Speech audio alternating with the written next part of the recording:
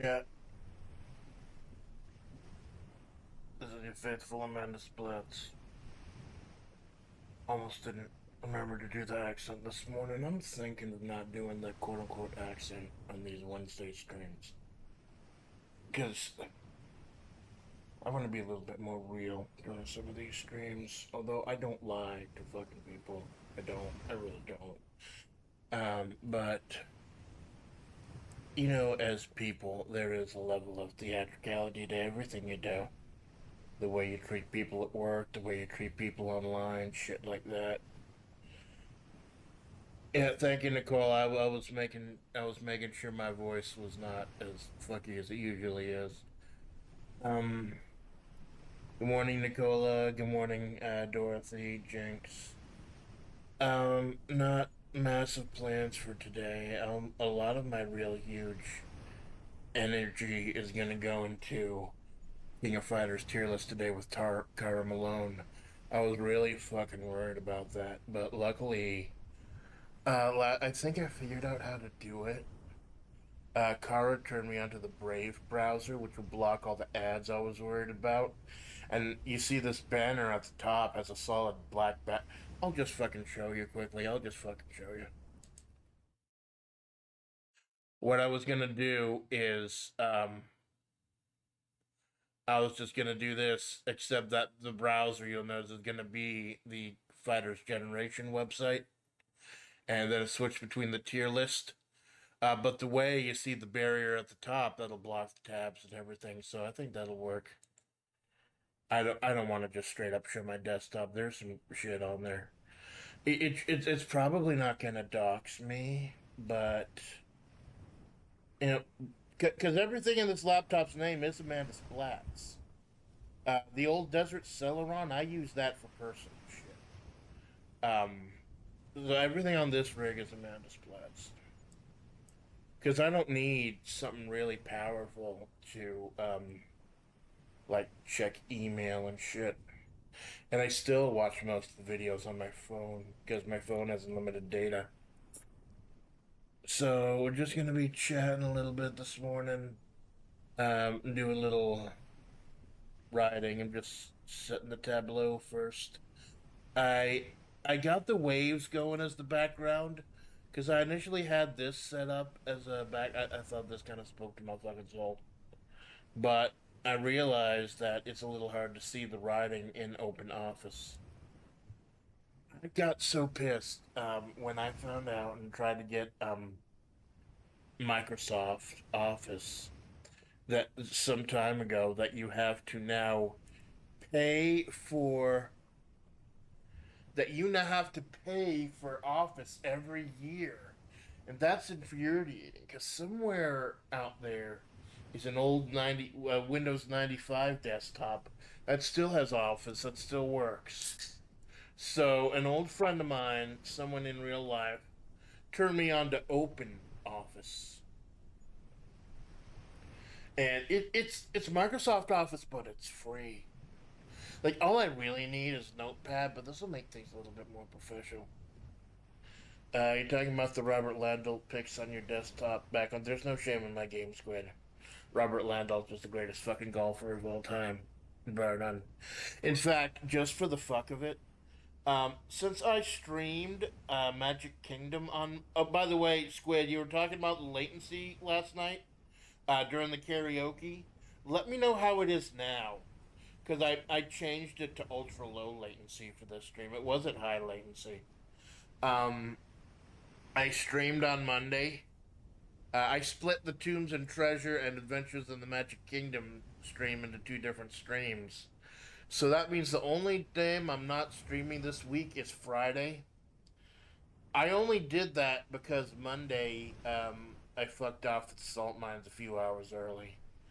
If that happens again on Friday, and it could, I might just play Neo Turf Masters just to say I've streamed 8 times this fucking week. Because I'm going super hard this week. Got a lot of super important shit. Because next week, I just needed to take some time off, man. My Oshi Fujikura Uruka, she has been doing amazing shit. She has been living her fucking dream. And I have not been able to experience any of that because I've been doing this.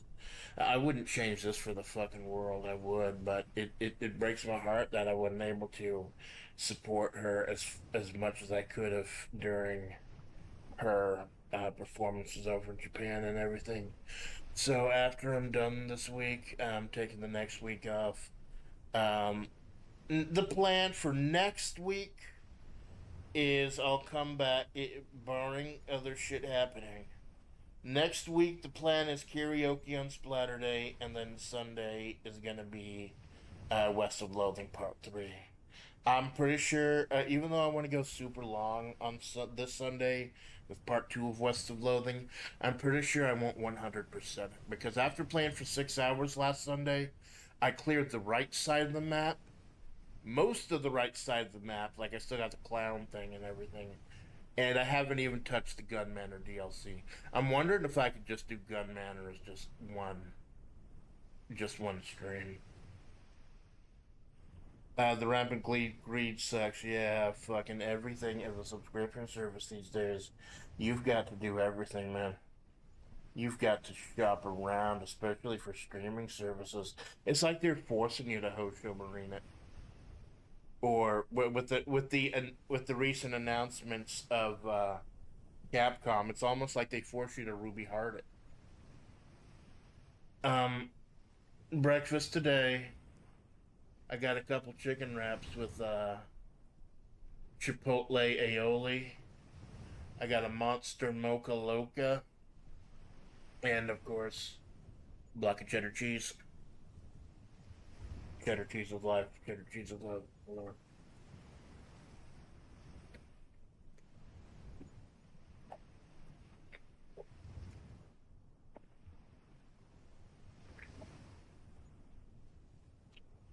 Mm. So, I wanted to do some creative writing this morning because I keep saying that I'm a writer, but I've yet to fucking prove it. I still need to get with um that executive member. That why am I dropping frames? I've been on for like 15 minutes with just the 2D model and open office, and it's already saying I'm dropping frames. What the fuck? Maybe there's like an update with Brave or OBS. Maybe something's updating because I'm at 49% memory. I mean, 50% CPU, 85% memory. I don't know what it is. Fuck. And I gotta stop being mad at myself for that. I gotta remember I'm so calm. Pipkin said, I might not be able to stream Marvel vs. Capcom 2, but I will enjoy the shit out of it offline. So I was thinking, I was kind of torn about what I wanted to do this morning, and I do got to get with that one executive at Karai Corp to go ahead and get me another invitation to the GitHub because I think the last one expired. I have not had a chance. I've slept like 3 hours since the karaoke last night, and I did that in a fucking chair because the way that my rig is set up in this little studio apartment type motel room is that I got my bed right here in the middle, taking up most of the space, if you could call it that. I've got a tiny little bedside thing. I have my laptop sitting on a big old fucking wood charcuterie board, just so it doesn't overheat by standing right on the cloth. And I got my bed essentially becomes a long table. And on these Wednesday morning streams, to get a little behind the music, quote unquote, when I do these streams, I set instead of putting things away every time like I usually do after a stream, I fold it up and put it away. Tuesday nights, I leave it out and then I just sleep in a chair. Um, just so I'm ready to go in the morning because I don't want to be late. I know scuff is life, scuff is love, but you're not gonna be able to vivisect that out of my fucking brain. Being on time being punctual, doing what you said, and giving all your effort. That saved my ass and my fucking job, and that has rewired me so that like I kind of can't turn it off. Although I did spend a little extra, like I said last night. I think I figured out how to do the tier list. So I'm not planning on going more than 3 hours this morning. I don't think I could be that creative, but as soon as the monster kicks in, I'm sure I'll be going fucking ham. Um, I got Kara at 4 p.m. That'll give me a couple hours to catch a nap and set everything up, download all the pictures and everything. I'm gonna try promoting this on the Fighters Generation website also, their Discord, because that is a fucking amazing website. There's so many great bios, all the latest news, and there's been a ton of fucking news coming out on fighting game currently. They got that new another Capcom collection coming out. Tier list of fun. Yeah, it's fun. It's timely because it's the 30th anniversary of King of Fighters, and so it might be a little bump, a little behind the scenes action. I originally, since me and Kara did Desert Chronicle, which is a combination Zatsu slash role playing slash light gaming thing that I would love to do with some of my other senpais sometime. Where I set up a very light role playing situation where they come out to meet me in the desert. I generate some AI artwork for potential scenes, and then we role play them hanging out and a very basic game, something not too powerful. And then we Zatsu, and then we actually build lore into the character also. So there's something I could do low power with this system. Not have to go like hardcore gaming and shit, because Buckshot Roulette was unstreamable. That's how bad it was. But it's weird because I could play it fine. And I've only got one monitor going. So so to me it looked fine, except for the whole thing at the bottom setting up encoding overloaded. I'm just hoping that it doesn't fuck up, man. I know Scuff is love. I know Scuff is love. I know Scuff is part of the meta in American streaming, but tell my fucking subconscious that.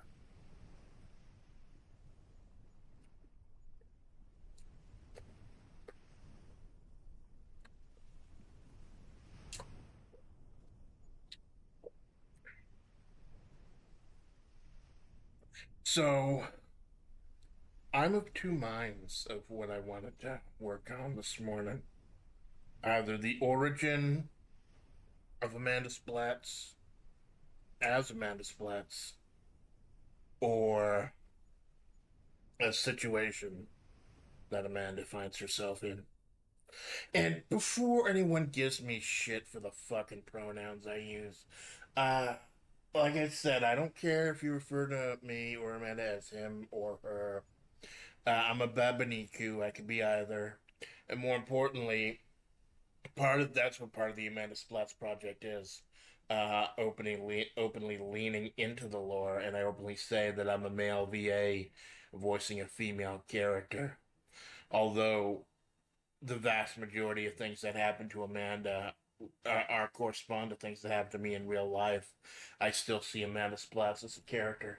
So I don't give a fuck if you say he, him, or she, her. I don't really give a shit. Just don't be a fucking dick about it, alright? It's too early in the morning for me to give a fuck.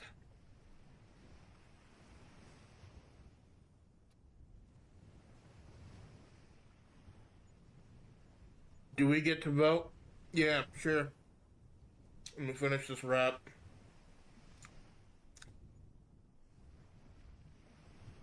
Do you want me to start working on the origin of the Amanda Splatts character? Or do you want me to talk about a bad situation?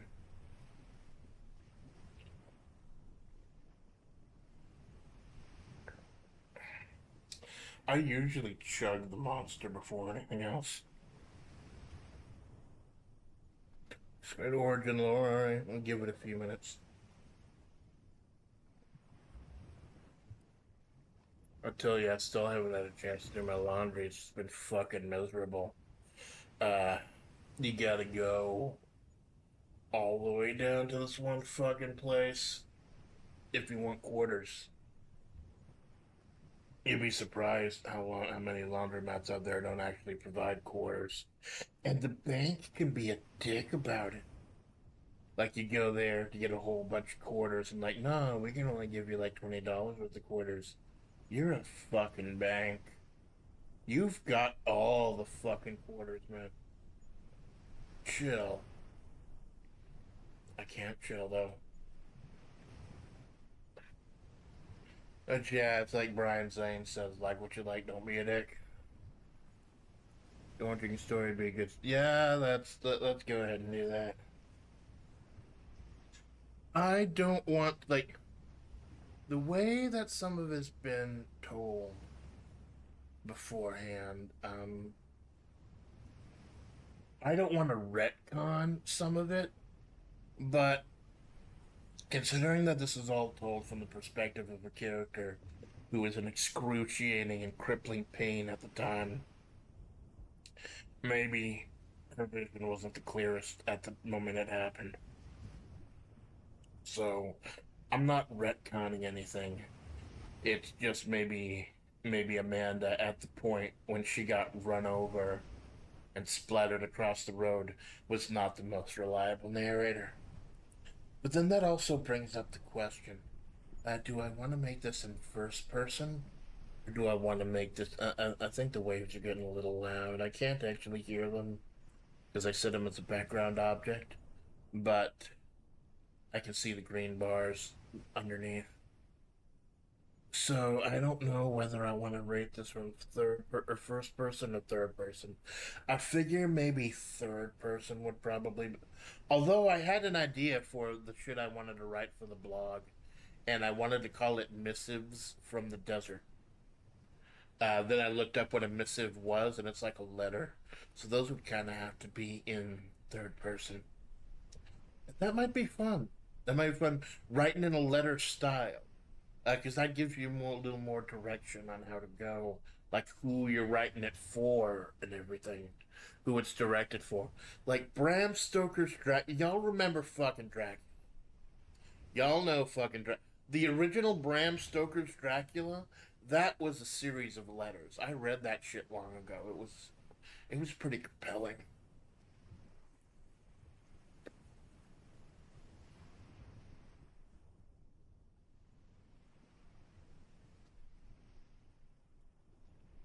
Uh,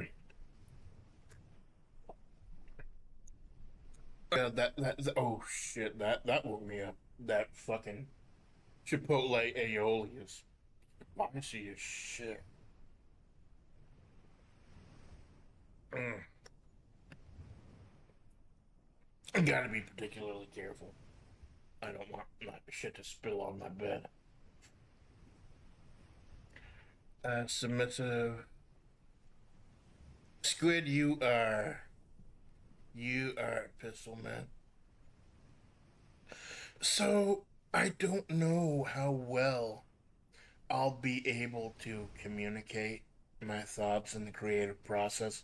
I'm not like Teefy Weefy. I'm not that brilliant, able to actually dissect and describe shit. I just fucking do it. In fact, when I used to write massive series back in the day, I would just throw on a video game soundtrack, no vocals, and just put it on loop and just write. I would have the same song going for like 2 fucking hours, and by the end of the day, I'd have like a 15,000 page chapter written. Of course, that was before I got my job a few years ago and lost pretty much all my creative. My job killed my fucking creativity, man. I fucking swear. Having to put all my energy into like 50, 60 hours a week. And it's only through the medium of VTubing that I've started to get it back and started to want to work on it again.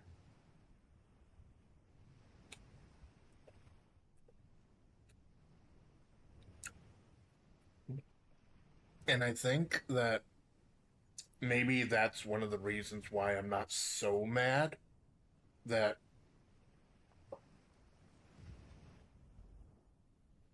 why I'm not so mad that I'm missing so much from Orica and ASCII and KSON and all my oshis. Because I'm giving back.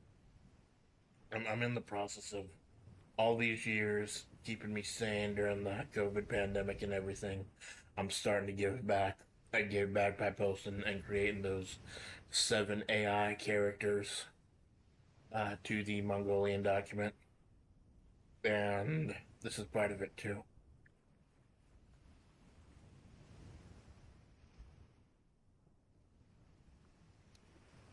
Mm.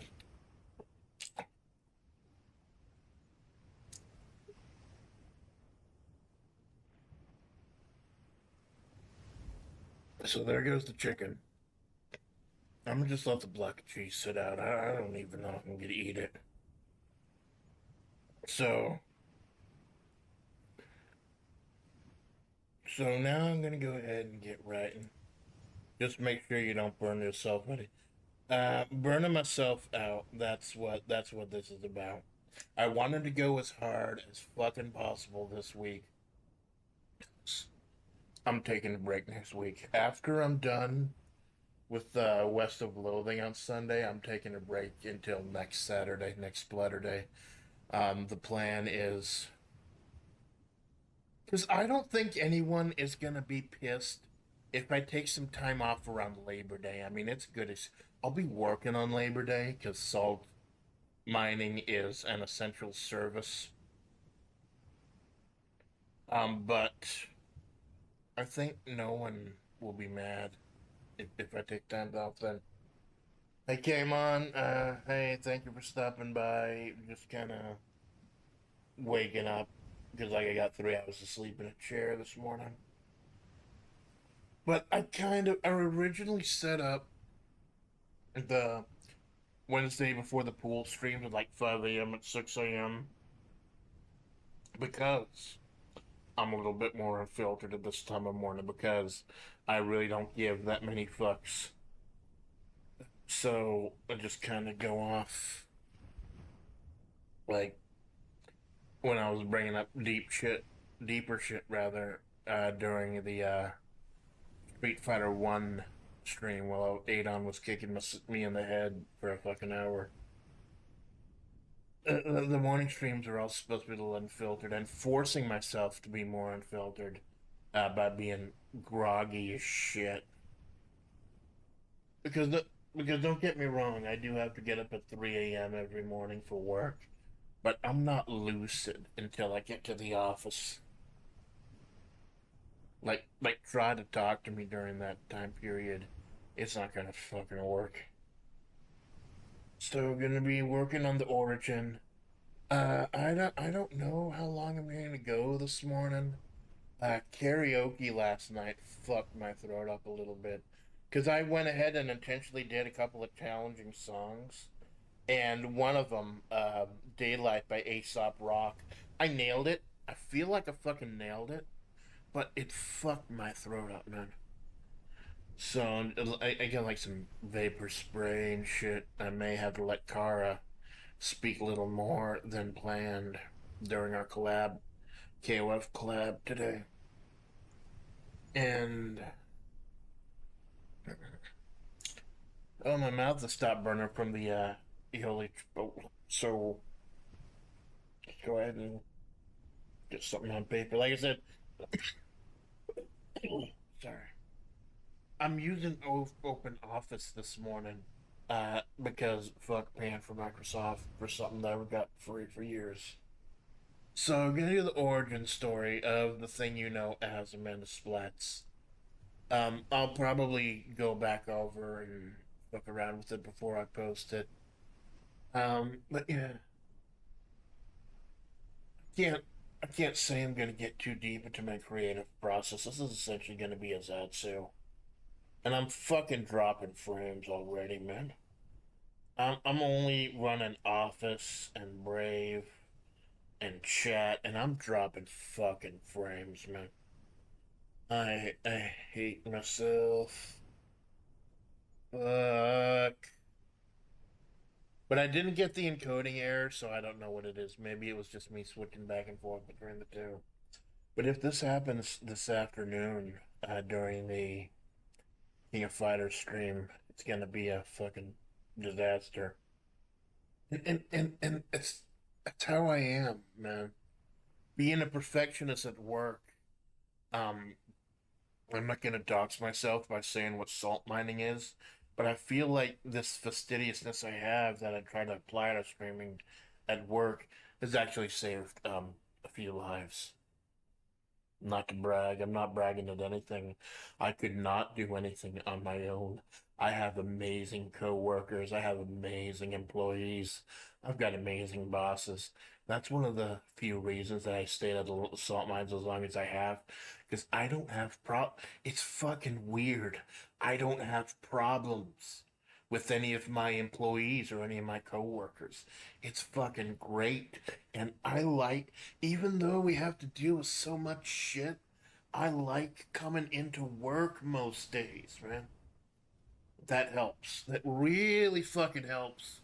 If you don't hate what you do, and I don't hate what I do as a day job.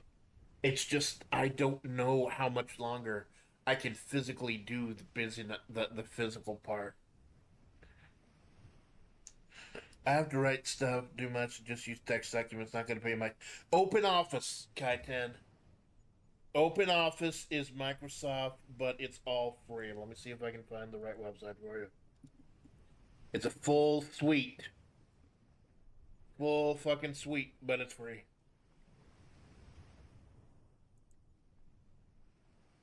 Someone turned me onto it a long time ago, and I have not tried it until recently. Yeah. Enjoy. Wait, so I think I can feel the monster kicking in. Let's go and so I'm not gonna be too intelligent. I'm just gonna go for it and try to give a little bit of explanation. That's what I do. I do have an alternative to Excel that I use, but I forgot the name. Well, I think OpenOffice is that also. I definitely give it a look. So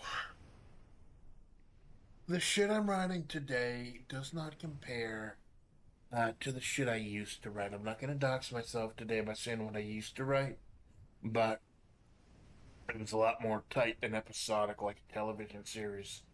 This is gonna be like a series of one-offs. The most important thing I tried to do, um, I want to have a good opening line. A good opening line that pulls you in and draws you in, but also sets the stage.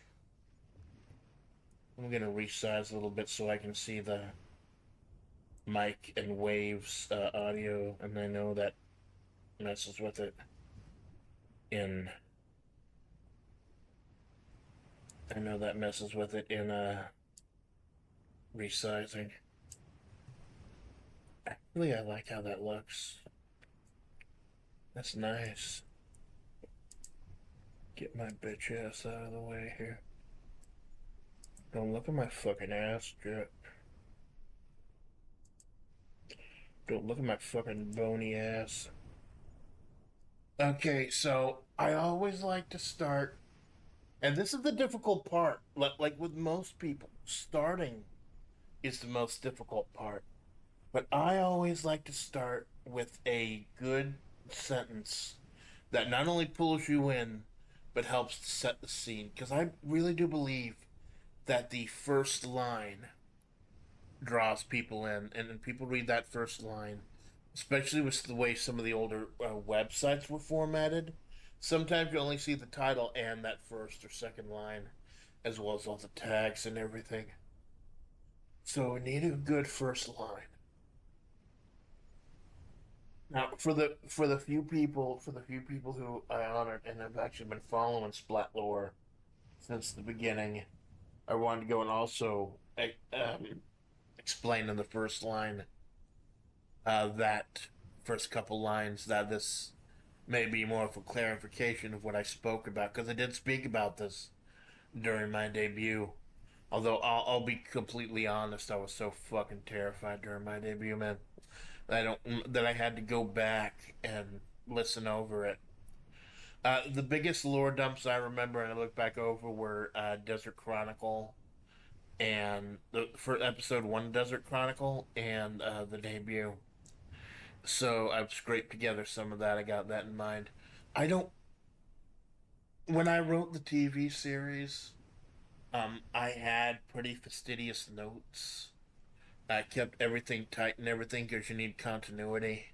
Here, I feel I can be a little bit loose because, like I said, maybe with how much she drinks and how much excruciating pain she was in at the time and the weird mystic forces at work, maybe Amanda Splatts isn't the most reliable narrator.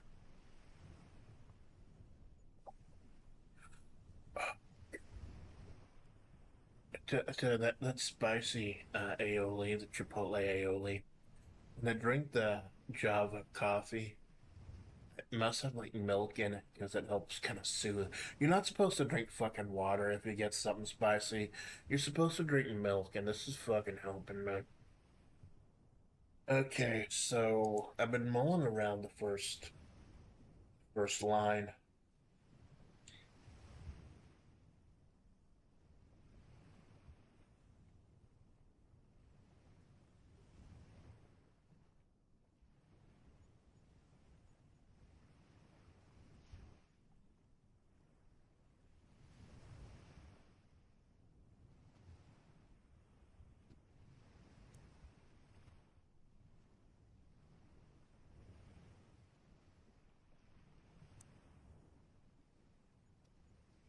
In retrospect, maybe she was exaggerating when she spoke about how her intestines were being splattered across the highway that morning.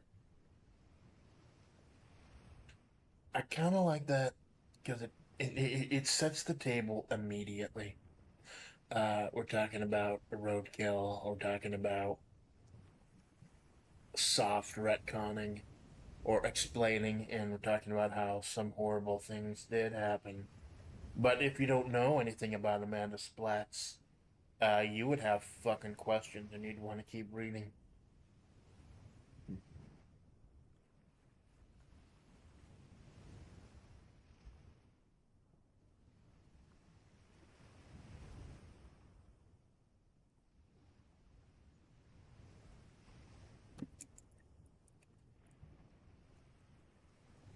But to be honest, when you're in that much pain, it's a little hard to keep events straight. So it's not like she was intentionally lying. It's not like I was intentionally lying. And yeah, I will switch between first and third person for Amanda Splatts. It's just a kind of a tick.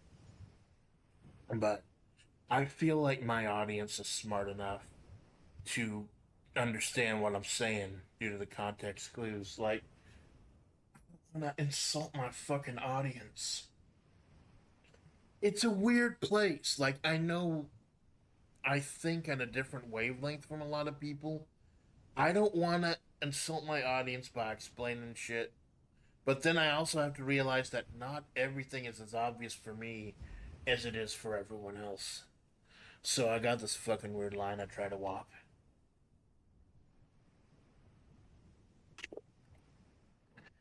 Now, I may have to change a little bit of this if I finally post it, because there are things that happen in the desert that correspond to things that actually happened to me 11 or 12 years ago. Like, there was kind of an incident that really did happen to me that time. So I may have to change the time frames around. But right now, we're just going to assume it was 12 years ago. Buddy, I have a room temperature IQ. Well, you better get in the fucking ice tank, Squid, because I don't want you to dry out. Okay. So in retrospect, maybe she was exaggerating when she spoke about how her intestines are being splattered. That feels a little awkward to say. In retrospect, maybe she was exaggerating. That seemed a little exaggerating about how her intestines are being splattered across the highway that morning. To be honest, when you're in that much pain, it's a little hard to keep your head straight. So, is there a way to keep events straight? in a situation like that. Because basically, the story is that I got run over by the isekai truck. Not hit like traditionally, that warps you to a magical fucking world. I got run over. That's how I'm your roadkill, Amanda Splatts. And I also wanted to go ahead and, with this, reveal how I quote unquote survived. Because and I'll go ahead and spoil this because I'm not doing it. Originally, the big twist for the Amanda Splat story was that I was not a furry animal or a furry creature or something, that I was actually a human woman who got run over. But I figured that was way too fucking dark. And that happens. That happened to me back in the day, where I would write something that's meant to be a comedy, and then it just slowly got darker and darker and more serious because I got so fucking depressed. And I thought it was just me.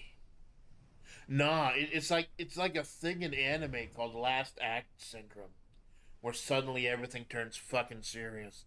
They did that in Excel Saga, a fucking Excel Saga of all shows. They did that, and like that weird Miami Gun show that nobody watched. Uh, so would an isekai truck?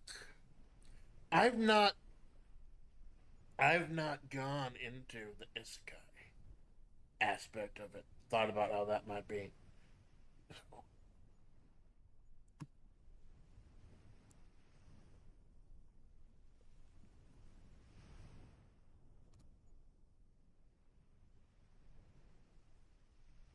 It's not like there are a lot of outside sources that could have documented the moment. Documented, or it's not like there were a lot of outside sources that could have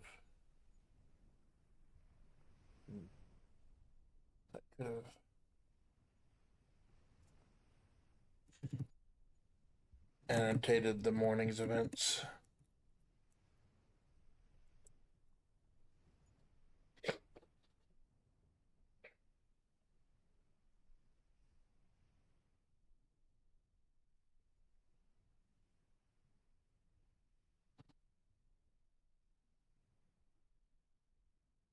Fuck it, I'll just do this.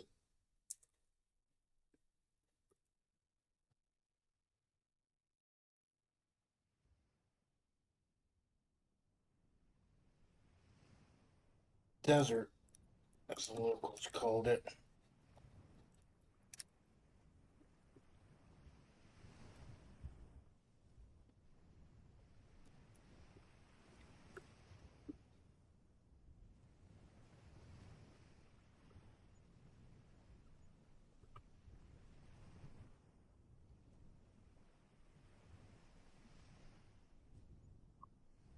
By the way, anyone who likes the AI spam that I do on the Discord, that's one of the big words I use for the background, to give it that kind of post-apocalyptic Mad Max type feel.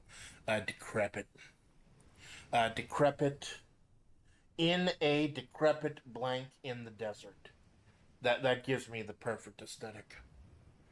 Because I use Microsoft Copilot. I don't use any other traditional. Someone's tried to turn me on to the more traditional ones, but I really just use Microsoft Copilot because it's so easy. You don't have to type in a whole bunch of tags and weights and shit. You just type in what you want. The guardrails are real. The guardrails are getting kind of strict. Like, I can't generate a lot of the shit I used to, but it it does its job. Like a few re-rolls, maybe intentionally misspell something so it gets through the filter, you can get generally what you need. It's not as good as it used to be several months ago. I was able to get some amazing shit before I was Amanda Splatts, but that's the price you pay, man. I know it's free, so you can't. get pissy about that either. Everything had been desolate and decrepit for as long as anyone can remember. So yeah, the desert itself is supposed to be a weird place also. Based on, well, like when Kara and I did a test run for Desert Chronicle, in the real Desert Chronicle, we still don't know where the desert is, but in the test run, it was at four corners, where four different desert states in the West meet corner to corner to corner to corner, like Utah and Colorado, etc. Because that's the type of aesthetic I was going for. But as of right now, in the actual Amanda Splatts, we don't know where it is. Everything had been desolate and decrepit for as long as anyone maybe could remember something. For as long as anyone can't, for as long as anyone could, because that's past.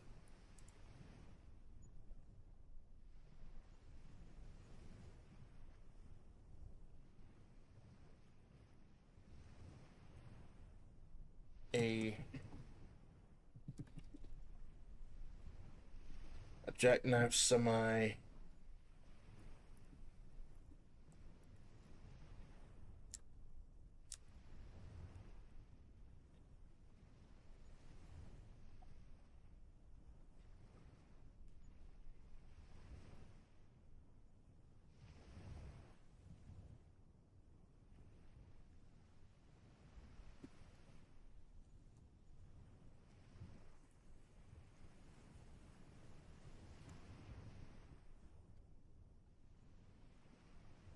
A jackknife semi splayed out across a lone highway wasn't going to draw too much attention if it wasn't holding up that much traffic. So we're setting up the scene there as well.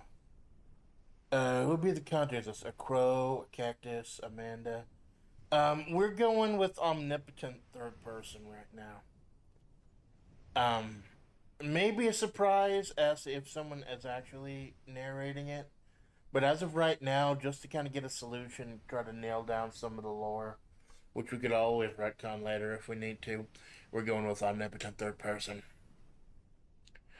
It's not like there are a lot of outside sources that could have annotated the warnings and events. The desert, as the local calls it, was remote as it was barren. Everything had been desolate and decrepit for as long as anyone could remember. A jackknife semi splayed out across the lone highway wasn't going to draw too much attention if it wasn't holding up that much traffic. I still haven't decided what kind of creature that Amanda was before she got run over. I was leaning towards an armadillo because in the original Mongolian document, it's an armadillo. But then we've got Donna, who's doing the armadillo thing, and I didn't want to step on anyone's toes. I really didn't. So, because we've already got one armadillo in flavor now. Plus, early on, very, very early on, I tried to do some AI generations with Amanda with armadillo ears and tail, and it just came out so fucking nightmare fuel. That's why I dropped one of the big reasons I dropped Amanda being anthropomorphic in any way whatsoever. It just, my vision for the character just looks so much better as a human. Although, nice idea, Squid. I may do something from the perspective of Guero the Cactus. I want to do another stream with Guero the Cactus, and I want to do one relatively soon. Problem is, the Desert Mysticism stream, for as much fun, there was way too much fucking dead air. Like, I had to type what I wanted to say into a Microsoft accessibility panel. It was just way too. It took way too long. I could have cut it in half by doing something smarter, like put it in an AI filter or something. So I want to do another Guerrero the Cactus stream. I've got a couple ideas, possibly something with Mother TV since she's the one who inspired me to do the mysticism. But I've got to figure out a way there so there's not nearly as much dead air. A jackknife semi splayed out across the lone highway wasn't going to draw much attention if it wasn't holding up that much traffic. She still didn't remember what she was for.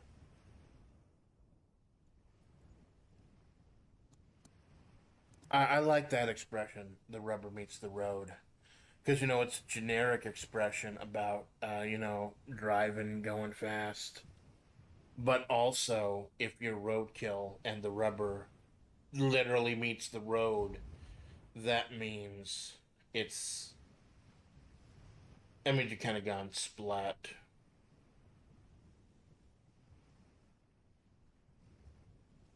Checking my phone quickly. I keep getting spam. No politics on the channel, but I keep getting spam political texts. It's fucking annoying because I'm trying to keep an eye out for my parents. Like again, not doxing myself, not going into too much into real life shit, but I'm trying to. My parents are elderly, and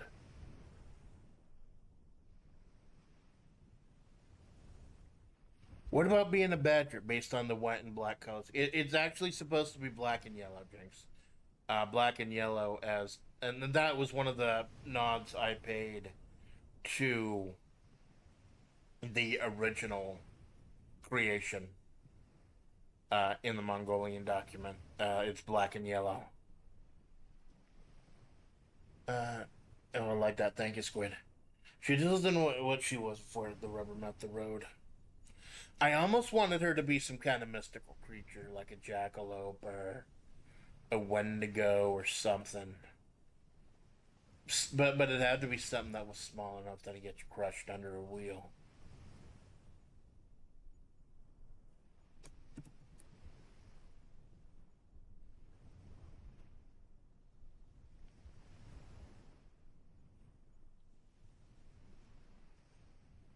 Hell, still didn't remember much about the day itself, past the excruciating pain.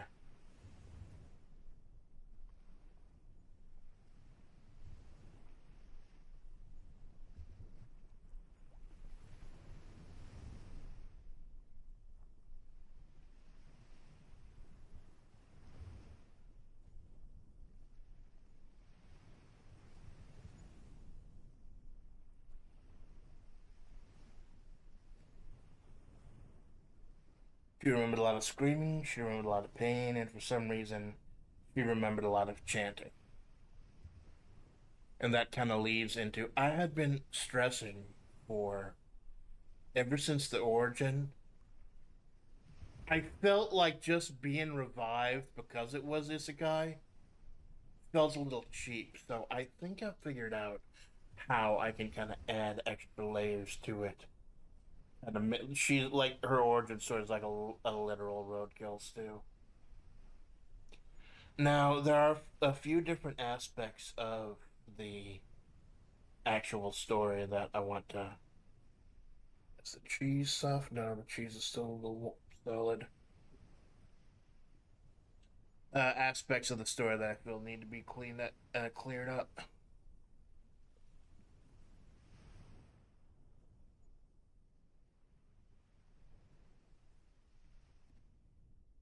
Oddly comforting chanting. So it's not like fucking Lovecraftian horns and shit.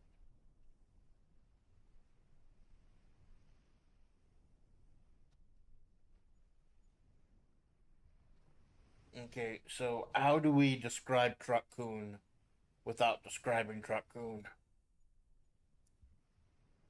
I don't think that Truck-kun would have like a.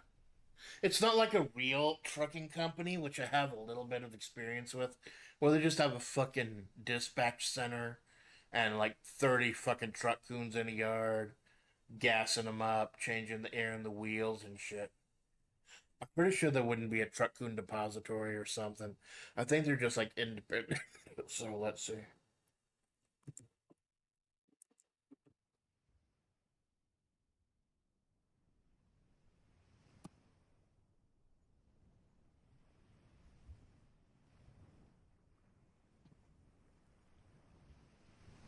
When did I wanted the main crux of it being uh jackknife on the highway, the fact that it was a self-driving truck. But I don't know if they had those back then. When did driverless trucks start?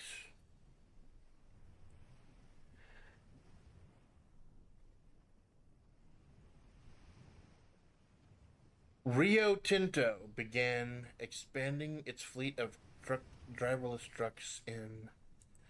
Okay, history of self-driving cars. Oh, experiments have been conducted on self-driving cars since 1939. Promising trials took place in the 1950s and work has run since then. The first self-sufficient and truly autonomous cars appeared in the 1980s with Carnegie Mellon University's NavLab and ALV projects in 1984 and Mercedes-Benz and Budweiser University Munich's Eureka Prometheus project. In July 2013, VisLab demonstrated Briav, a vehicle that moved autonomously in mixed route to open public traffic. So it would not actually be out of it would not ought to be out of the realm of possibility to think that Truck-kun was a driverless truck. It would be a little weird. It will be a little analogous.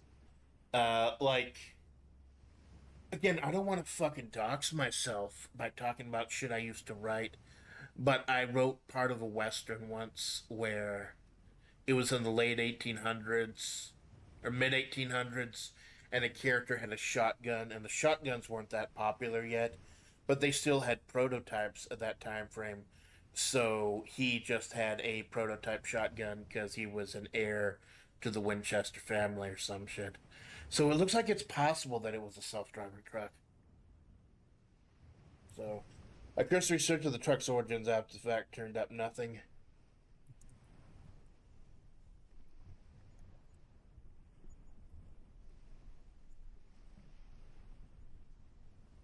It turned up nothing. A cab.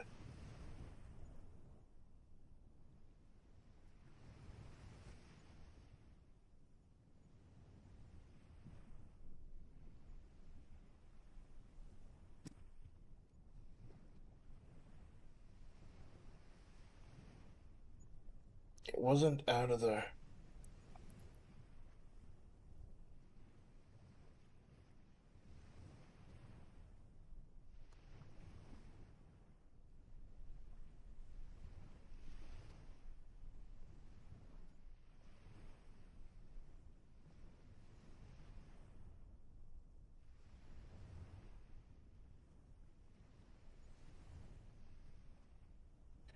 Forensics turned up nothing in the cab, and the technology was somewhat crude at the time. It was out of the realm of possibility that this was a driverless truck.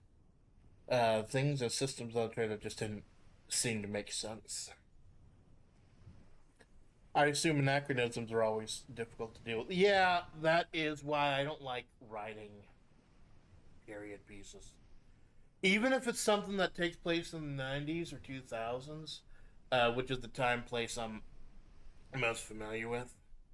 I don't like it because I got to be careful of anachronisms. Uh, that's why I used to write low fantasy back in the day, like Dungeons and Dragons level shit, because you can get away with a lot in that time period, like even samurai stuff. But trying to work with, I tried to get experimental and tell a story that happened in both America and Japan in the mid 1800s, when America was going through the Civil War and Japan was going through the Age Without Swords. But trying to congregate the two time periods is just too fucking stressful.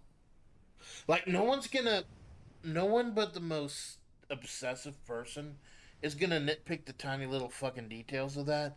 But I'm the type of person with a job where I nitpick the tiny little details of shit, so I would have noticed and it would have bugged me. Didn't seem to make sense. Let me look up a certain word.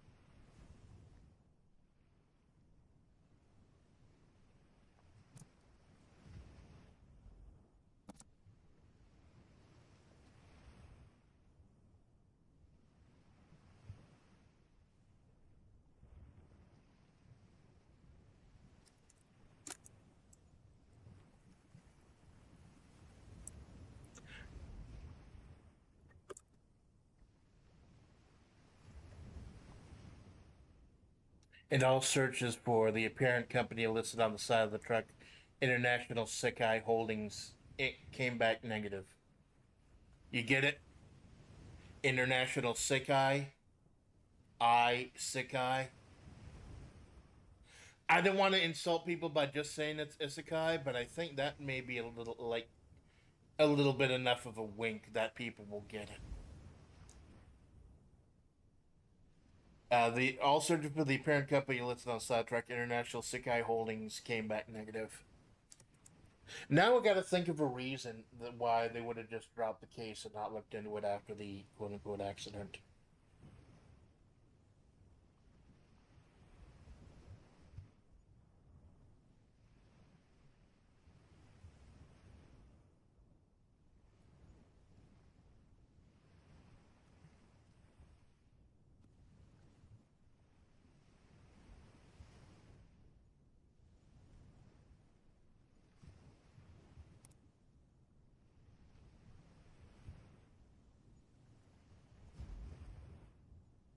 Fearing that this may have been a shell company for some congressman or a front for a drug smuggling ring, the authorities backed off.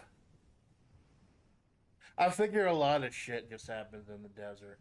Like, and there was a movie that came out pretty recently that I really want to fucking watch called Love Lies Bleeding. As soon as I heard about Love Lies Bleeding, I thought, I think this is a lot of what the desert is, maybe. It's how desolated and little crime elements here and there, and a huge female bodybuilder as a main character in a lesbian relationship. I really want to love. I want to check that movie out so bad. Don't spoil it for me, though. Don't spoil it for me because I think I might check it out.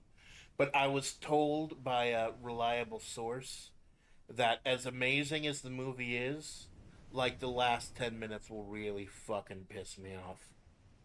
Like the ending is like really fucking bad. I may check it out anyways, though. So for this,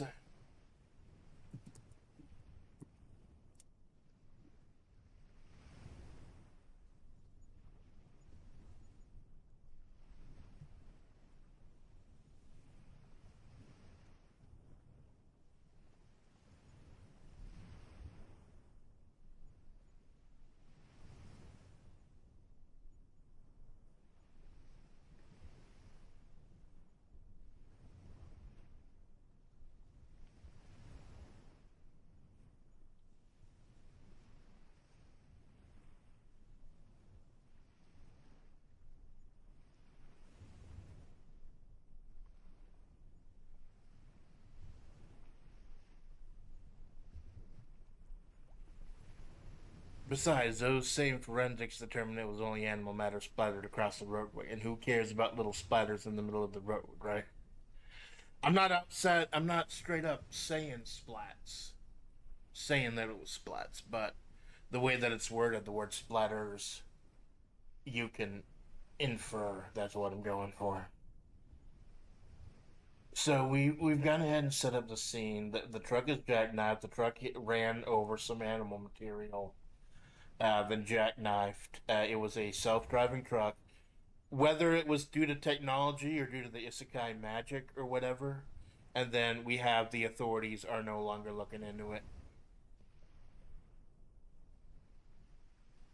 So now we need to get to, and the problem with being a human roadkill is I don't want to go too into detail. Not because I'm squeamish. No, I've watched the Violent Jack trilogy. I'm not squeamish. It's just that the average person isn't going to want to read that shit. Uh, I just think though real needs to be plausible, not completely realistic. Yeah, you're right, Guy Tan. But like it's kind of my own obsession and everything.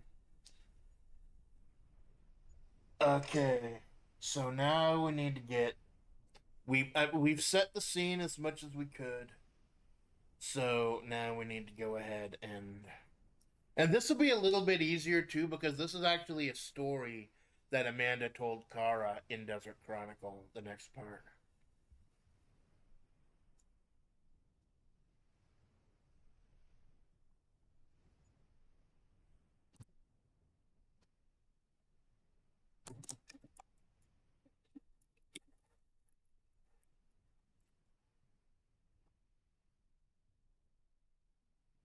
Trying to phrase it slightly weird to indicate that things are going to be slightly weird. Except there was something there, or rather, something became there. I was initially gonna. I was initially gonna do a nod to the original Amanda Splatts in the Mongolian document, which is more like a Sailor Moon type magical girl hero character, uh, with a Sailor Fuku and everything. But if we're doing the gritty reboot, I don't think that even play in. So when I was talking during my debut stream, I was talking about seeing and making jokes about my guts being splattered all over the road.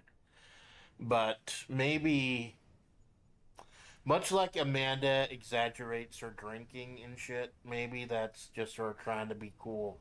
Because I finally settled, and I brought this up on the Desert Mysticism stream, that that I am not nearly as cool as I try to be. I'm just desperately trying to be cool. And sometimes it works, sometimes it doesn't. Like the glasses aren't meant to be cool. The glasses are meant to hide the sheer terror in her eyes at points. Don't mind bad top situations and stuff, but I know others get upset even if it's very obviously supposed to be a dark setting. Well, I don't want it to get too fucking dark either, because at the end of the day, this is fucking VTuber lore. That this is just a little short story. So I don't want it to get too bad. Like we do establish towards the beginning that she comes out of it, that she's okay. So we're gonna kind of quote not really retcon, but kind of lean back a little bit on what I've said previously about seeing my guts everywhere.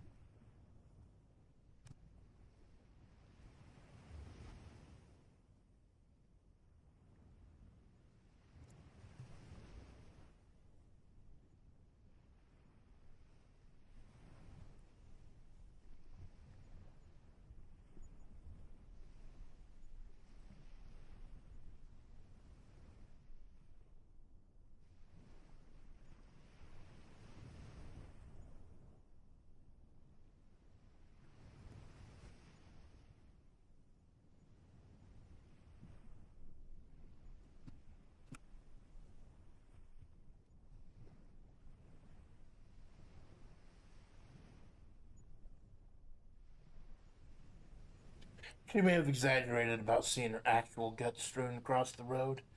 Something's guts were strewn across the road, but by then she was no longer that something. But you don't get slammed into by an 18-wheeler and not take any damage, so screaming your head off was kind of justified. Maybe it was more in confusion than pain, but it was justified. So I think I've successfully kind of quote unquote retconned the part about Amanda's actual guts being splayed across the road. She was more worried. And that happened to me back in the past where I've been more confused than anything. And the confusion kind of led into that. I guess that's part of the anxiety at the time. You got my intestines splattered across the road, or at least that's what it felt. Yeah, that sounded good, but like I said, I'm going for a third person account. If you're a horror themed VTuber, that would probably be bad. Yeah, and this is just supposed to be like Origin explaining the whole roadkill thing. I just noticed one of your rules is don't be lewd slash weird. Am I banned? No, but Callie was doing this too during my West of Loathing stream. I was talking about bull milk and everything and constantly backseating. He did apologize. He apologized afterward, and that was cool of him, and I respect him for everything he's done for Mother Tiffy. But I am gonna have to start being a little more strict with that. Like I'm very strict with the no politics rule and the no ableism, sexism, racism rule. Those are instants, but I haven't had a lot of that come up yet. Yeah, no politics is big, especially this next like 2.5 months. I'm actually planning on doing a whole week where it's literally just normal streams, but I remind everyone that it's a no politics zone because it's gonna get fucking bad. I'm not gonna tell you what side of the aisle I'm on, but it's gonna get fucking bad. So yeah, you're not banned yet. Yet.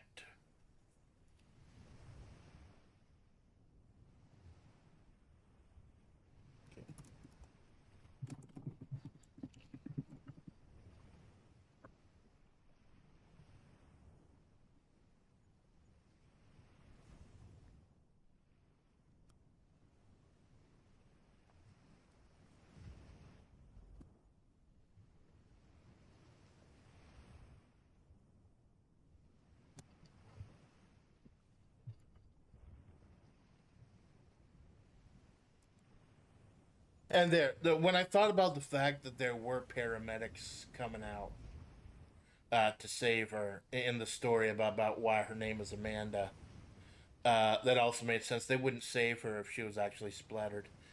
Now, this may be me. This may be a quirk. This may just be fucking pretentious.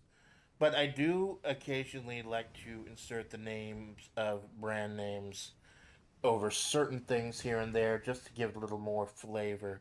Like instead of being vivisected by those tires on the asphalt, being vivisected by those Goodyears on the asphalt.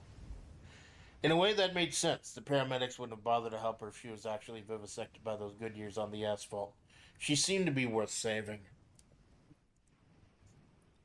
This frail, androgynous lump.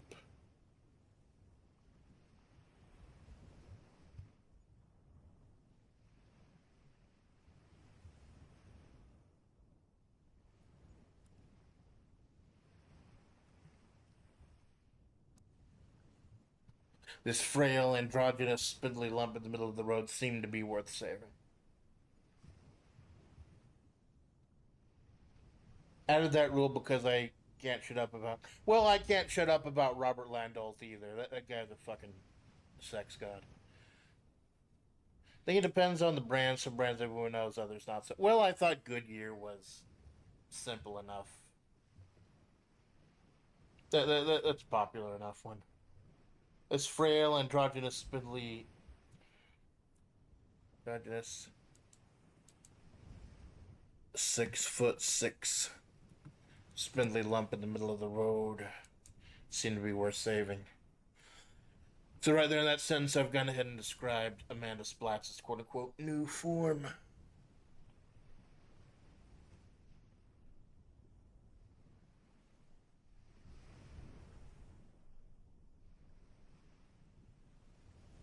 So now we've established that she's alive, in pain, on the desert. The semi is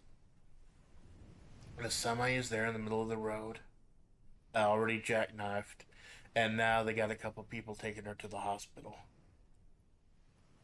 Now I think I don't think I leaned heavily into it, but in some of my earlier AI pictures, now obviously Mama and Papa Splats are real people, but in lore, Mama and Papa Splats are Native Americans. There's a tribe of Native Americans out there, the Splats tribe, and I was kind of quote unquote adopted by them. So this is where I want to go ahead and establish them as well.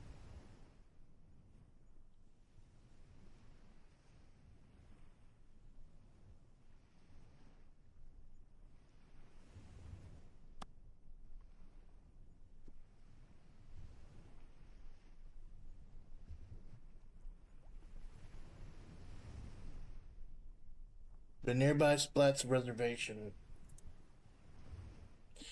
I think reservation should probably be capitalized as a place.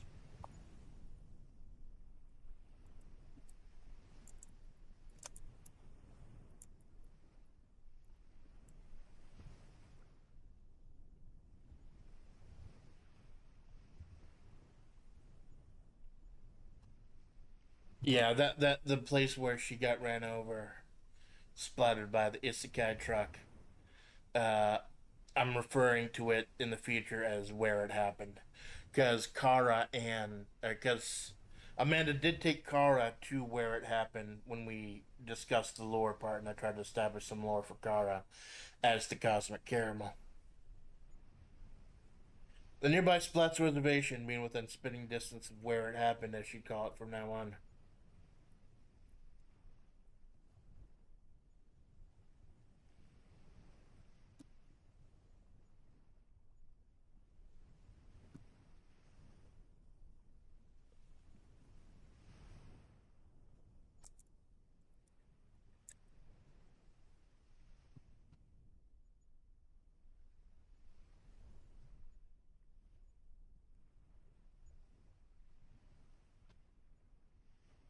The nearby Splats reservation being within spitting distance of where it happened, as she'd call it from now on. Emptied out.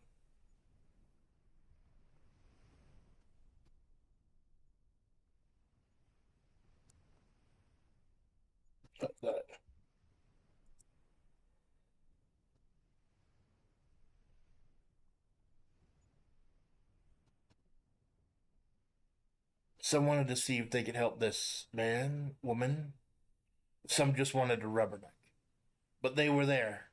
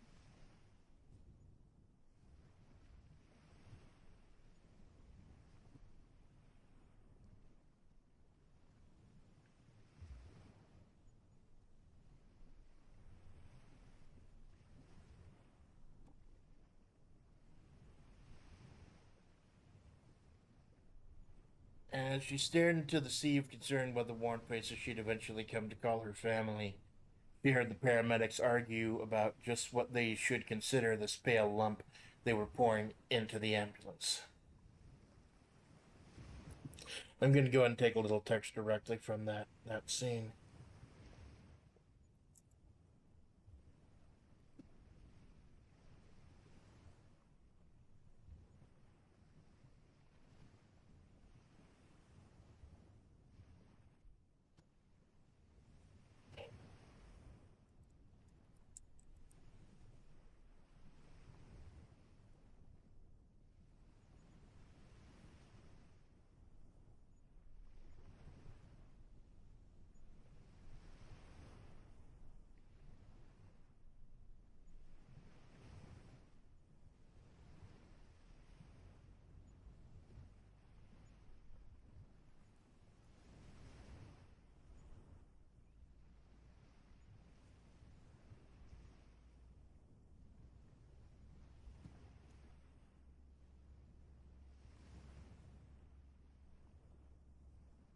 It doesn't matter what they are. She's dying. She, do you hear that voice? It's like Tom Goddamn Waits.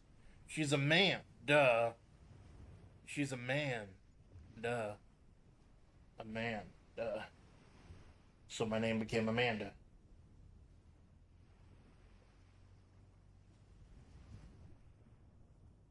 Oh, wait, no, I'm writing in third person. So she became Amanda. I gotta watch out for that shit. I think it's a common problem with most writers forgetting the tense, forgetting whether you're doing it in the present tense or the past tense. I gotta, before I post or publish anything, I reread it a lot more than I probably should because I get worried about fucking up the tense.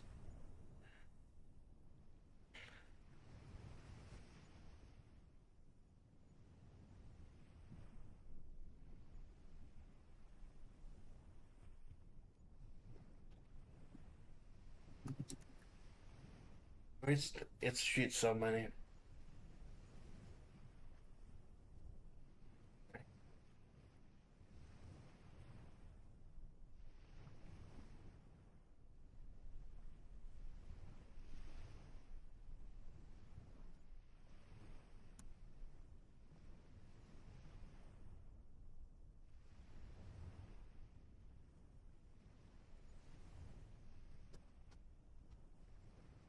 That's how, in the middle of a decrepit.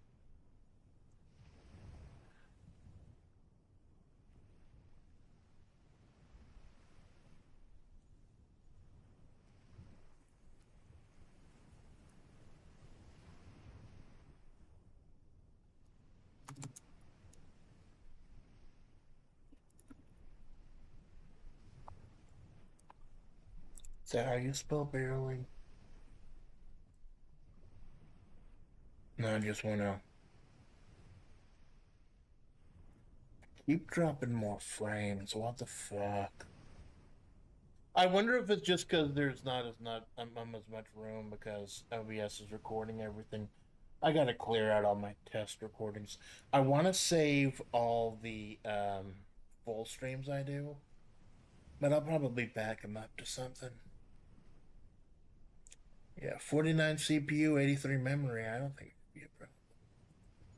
Maybe it's. In fact, I think that was the problem. And when I was doing the 3D test with the random emulated games, I'm not gonna fucking pretend anymore. They're emulated. Um, the only thing that really fucked me up was checking Brave the browser. I was using Internet Explorer at the time, or no Edge, whatever that Microsoft Edge. Got Brave now. It's more it blocks all the tracking and shit, but it still uses more resources than anything else. So maybe that's just coming from me checking the browser. So that's how, in the middle of an ambulance running away from the scene of the crash.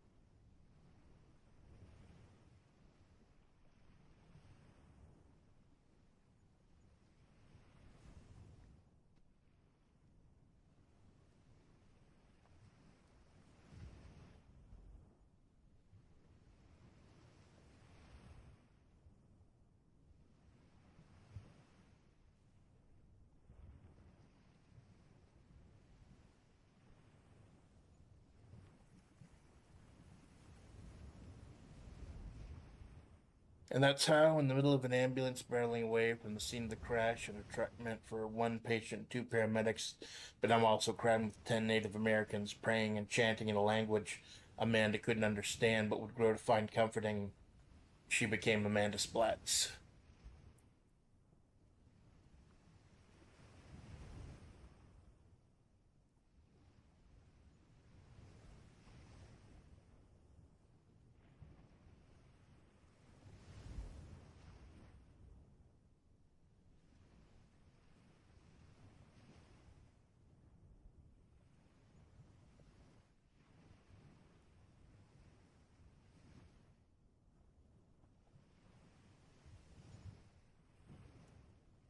Save early, save often. I know it's not as bad as it was back in the days of Windows 95 when you could lose a whole fuck ton of writing because computer wigged out. I know that these days programs auto save, and that might be why I'm dropping frames a little bit because it keeps auto saving. But save early, save often, man. I back up all your streams, by the way, so if you need to get served storage, don't feel like you need to store it locally. Thank you, Squid. Um, those little details just keep piling on the longer it goes, I think, yeah. Thank you, Squid. Um,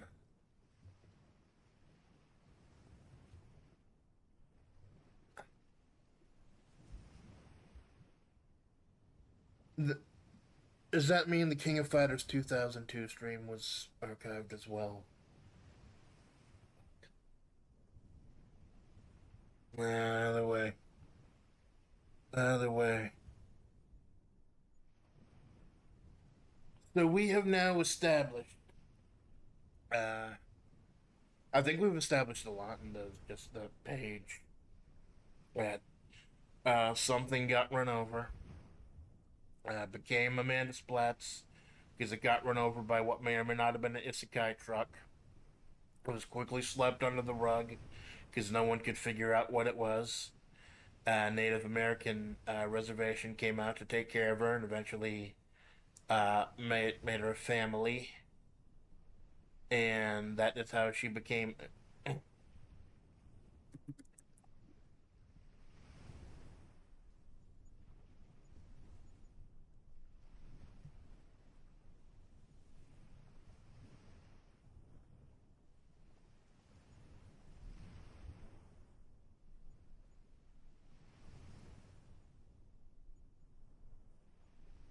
She did not become your faithful Amanda Splatts, however, not just yet. That would take a little over a decade of wandering in the desert. Saving a lot and doing backups can seem tedious, but yeah, absolutely, Kaitan. That fucking saved me. I told you I didn't have a computer for years, like 5 or 6 years, maybe, until I bought this one a little over a month ago. I would back everything up. I had a tablet and I had my phone, and I would back everything up to a portable hard drive. I've got like 3 or 4 portable hard drives stowed away in this little apartment, little studio apartment, um, with everything saved, everything backed up to them. To the point where whenever I saved videos, they were in 360p, just for storage purposes. I've had it happen with my schoolwork in the past, and I've been doing it all that time. Squid, do you want me to delete that stream? I don't mind.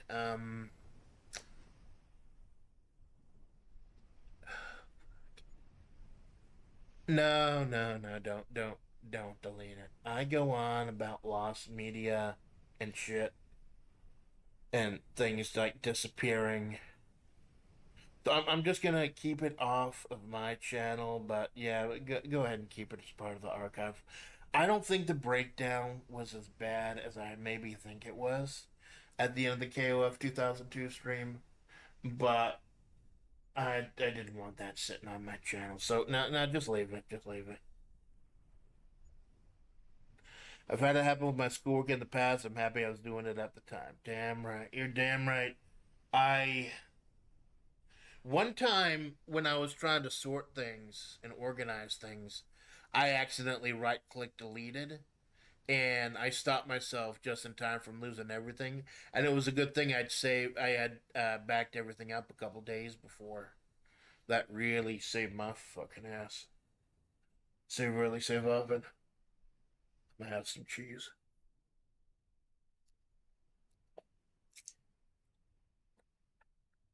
Mm, shit.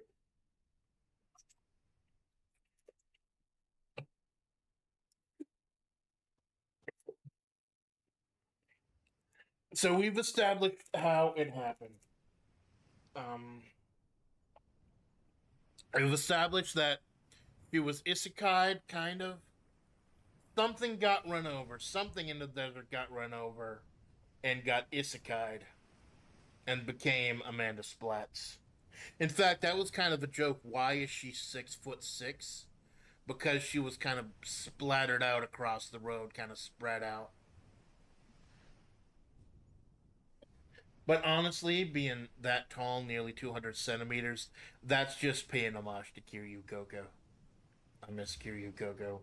But she is living her best fucking life right now. She's doing amazing. She's doing amazing fucking things. I miss you, Kacho. But you had to not be Kacho anymore in order to truly experience who you had to be. So we've established.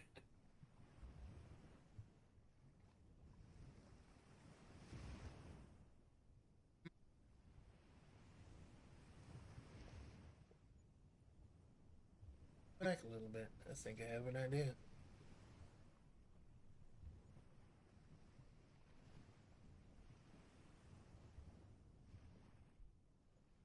I think I've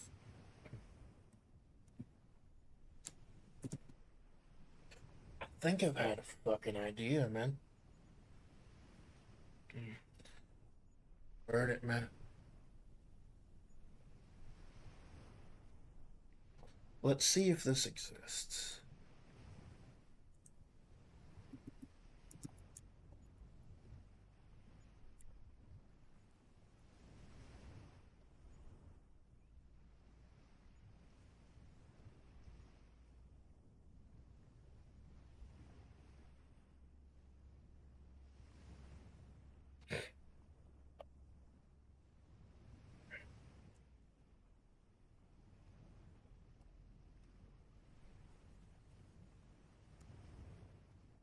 Just looking up a couple things.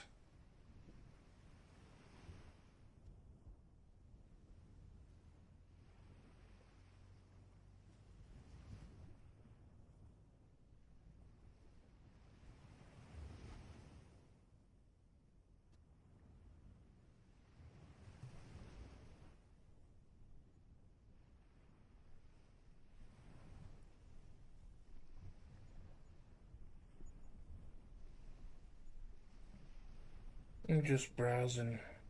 Don't mind me. This isn't gonna be a huge fucking thing today, anyways.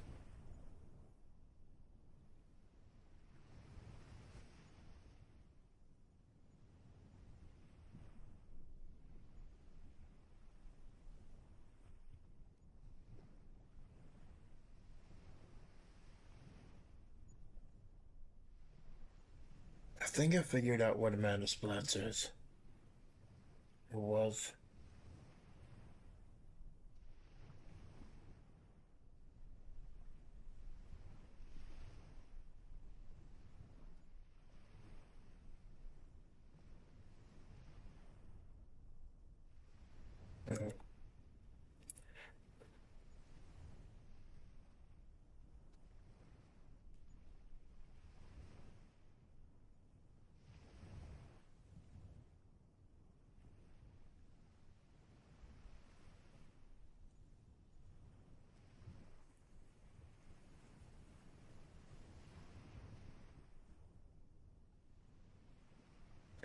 I think I fucking got it. Shit, and she's cooking LMAO. Yeah, I'm fucking cooking up. I had a fucking epiphany. I might end up going 3 hours to. Oh shit, it's already been an hour and a half. I want to do laundry today, but I can hold that off if I have to until after the KOF stream.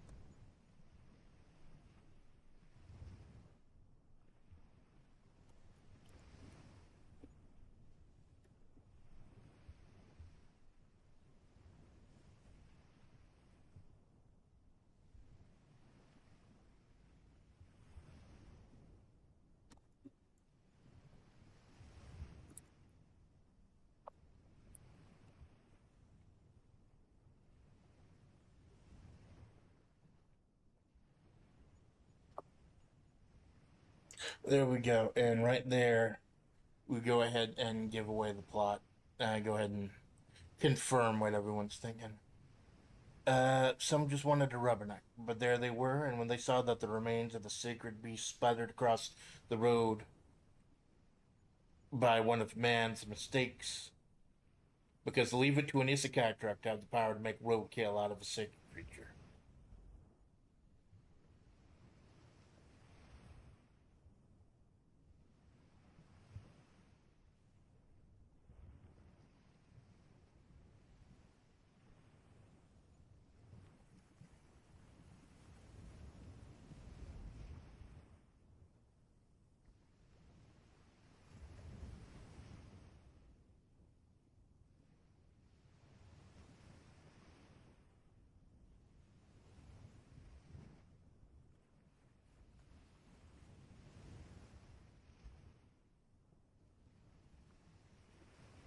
So we can go ahead and delete the description. Delete the description from here because it have a little more impact afterwards. Because leave it to an isekai truck to have the power to make roadkill out of a secret creature. But what that secret creature had left behind.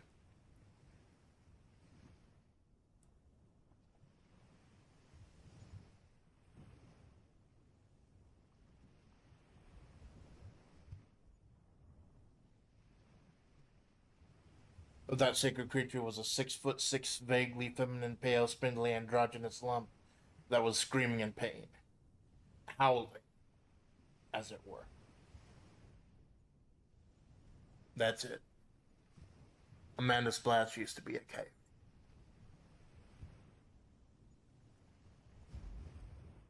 And as she stared into the sea of concern with the worn faces, she'd eventually come to call her family, and she heard the paramedics argue about just what they should consider this pale lump they were pouring into the ambulance.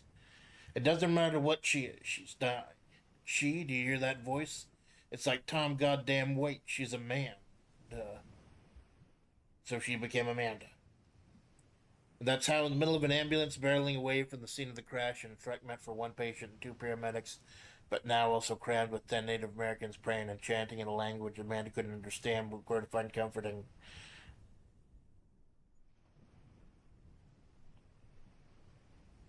She became Amanda Splatts.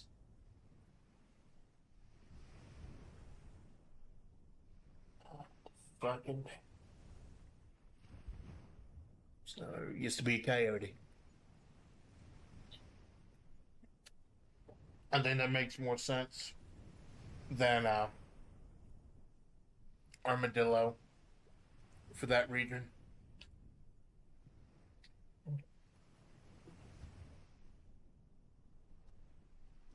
Yeah, I just had a fucking thought.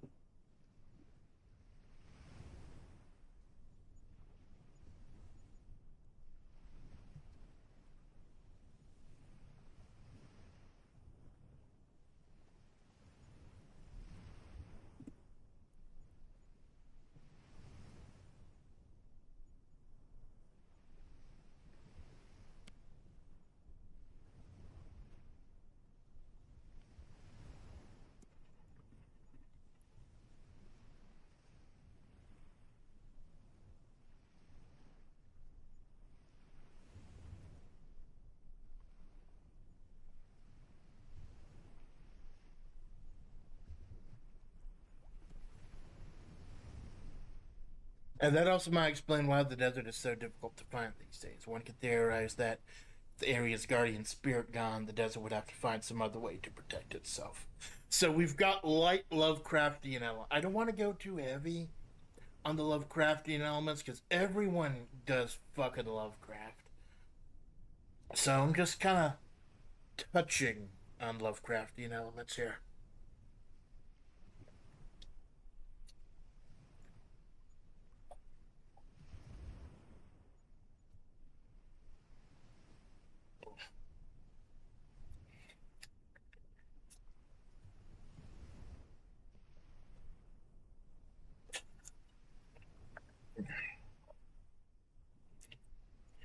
Shouldn't have traced that road running on the street. I believe that the coyote I was looking up was called a wily, W-I-L-Y, coyote. Coyote. I'm just looking up because I wanted to incorporate her singing into whatever creature. And while I was taking a little moment to browse, I came across this website.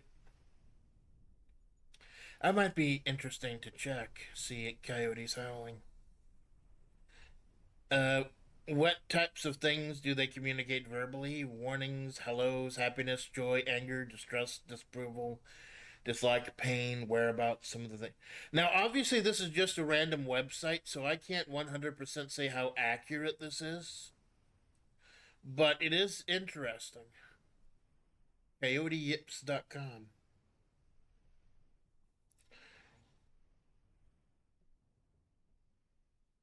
And that could also go to her singing.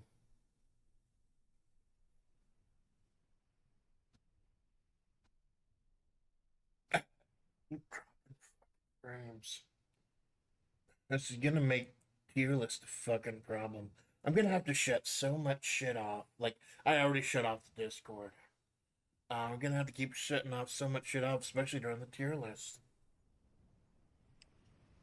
Brave is taking up a lot of fucking memory, man.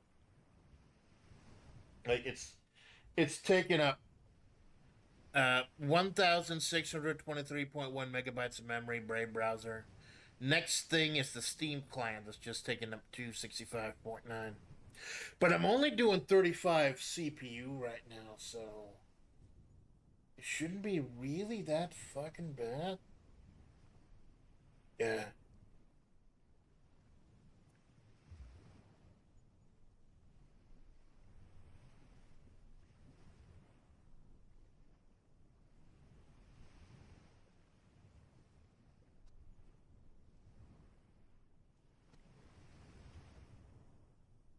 Yep.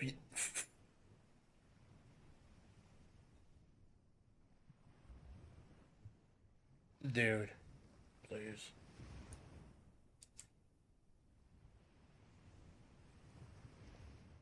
Please quit.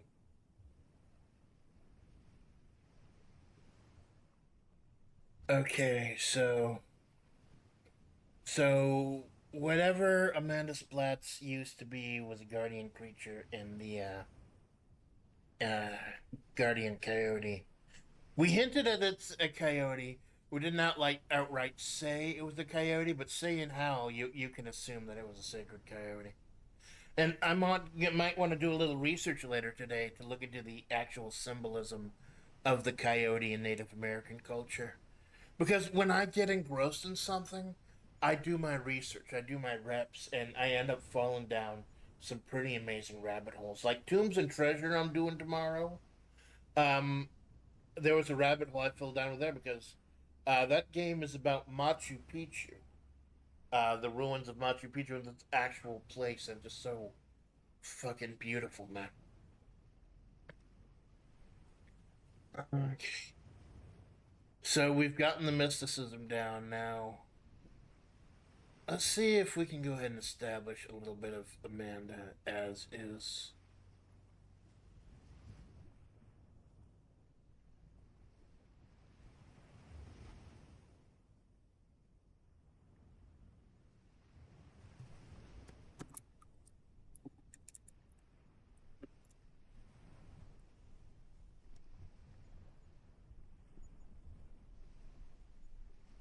She took to man's tongue and man's conventions pretty well, but she never exactly seemed to fit in. Now we're just trying to establish how she goes to be in like 12 years from this auto accident victim to the hard drinking bohemian musician.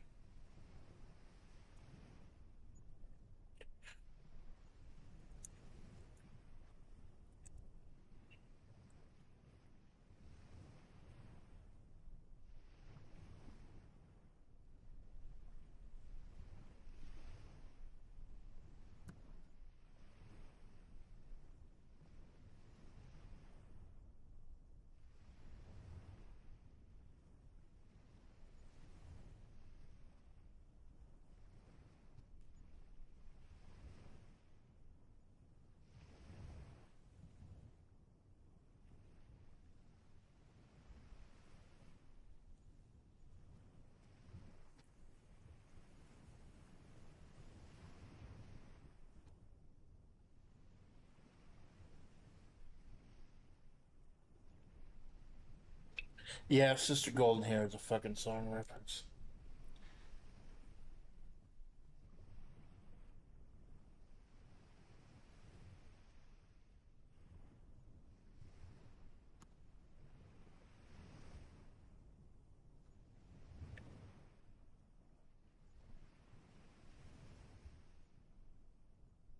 That's a pretty big sentence, so I'm gonna go read it out, see if it sounds normal. She spent most of her time in the desert just wandering aimlessly. It was hard to get in touch with her at times. At times. Times.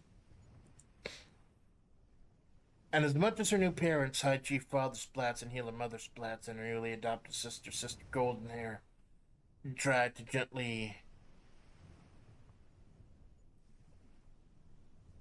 help guide and correct her, she did seem to be, for all intents and purposes, an adult.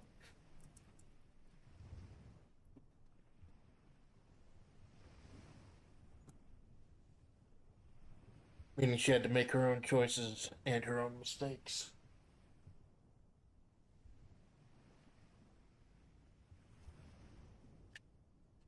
I'm gonna have to bring up COVID.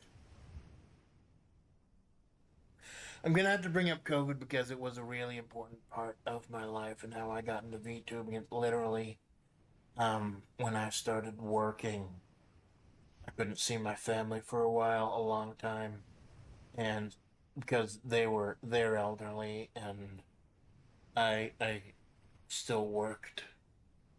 It was an essential service, so I couldn't see them. And watching VTubers saved me, man, saved my sanity when I couldn't see my family for like over a year. And at this point, I'm trying to mirror what really happened to me as much as possible in the lore with little bits and bobs so you can tell it just straight lore.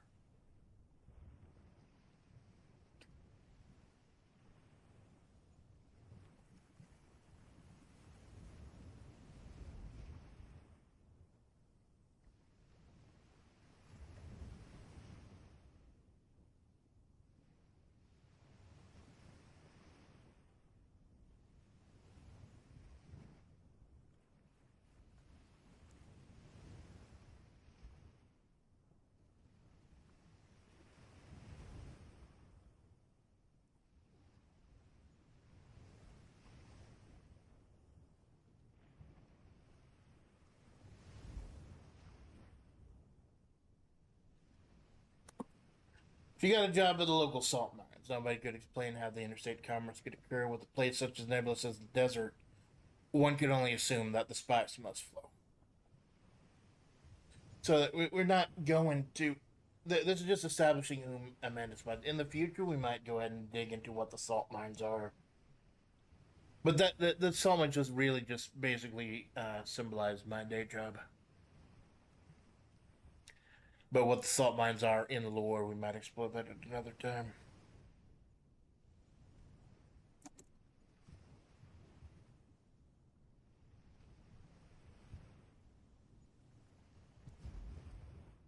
I don't want to say like a hammer or a pickaxe. I like the word matic for some reason. Matic just makes a lot more sense to me.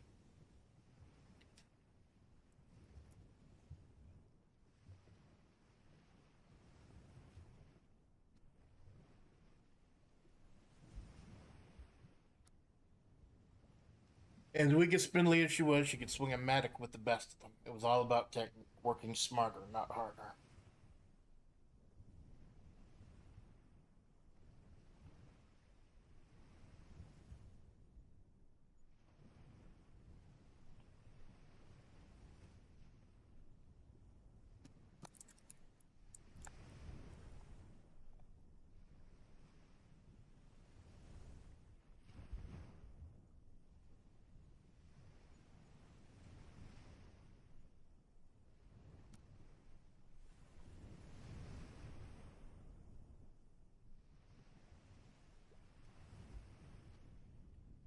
But eventually, as the pain started to compound and technology advanced, she found herself less often behind a matic and more often behind a desk or sitting in a corporate boardroom.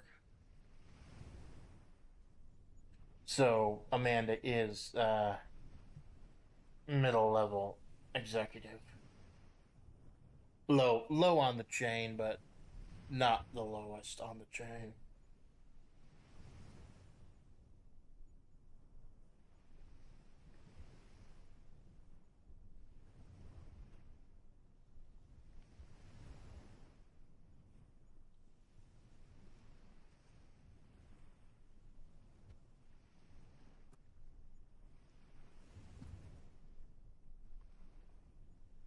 She was the most taciturn person, but results spoke for themselves.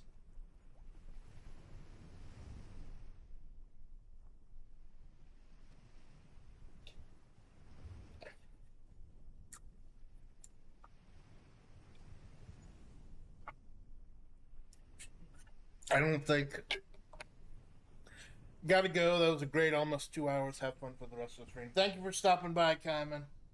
I look forward to seeing you cook whenever you have time. I know you're busy with school and everything. And let me know when you decide to do your premiere. I will make sure to clear out my fucking schedule. I wanna watch that. Take care. Yeah.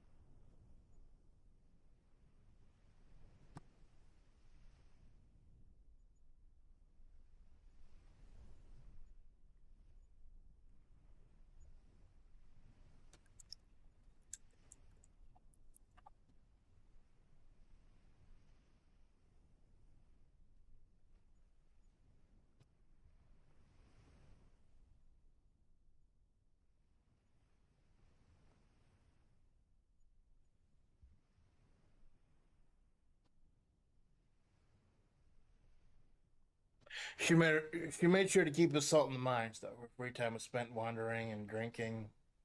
She preferred Jack Daniels, a relatively safe choice. She'd overdo it on occasion, but she'd never drink and drive. Auto accidents kill. And there's a nod back to being a roadkill girl. Did you ever play old school RuneScape? No, I never did. I was never into the MMOs. I played little flash games like Cannibalt and the room escape games back in the day on Newgrounds. A lot of the shit on Congregate or Armor games, but I never played classic RuneScape. Nah, I was never into the MMORPG.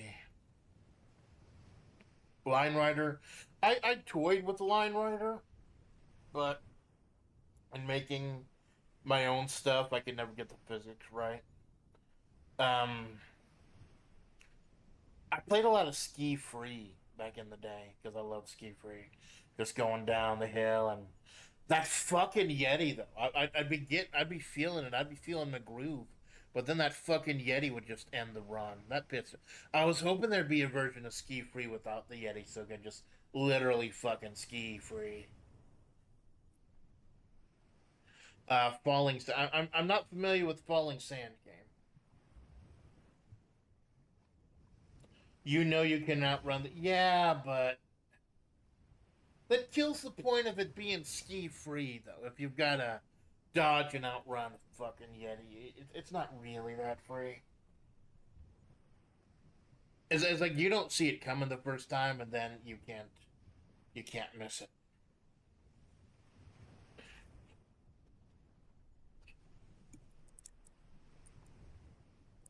COVID struck.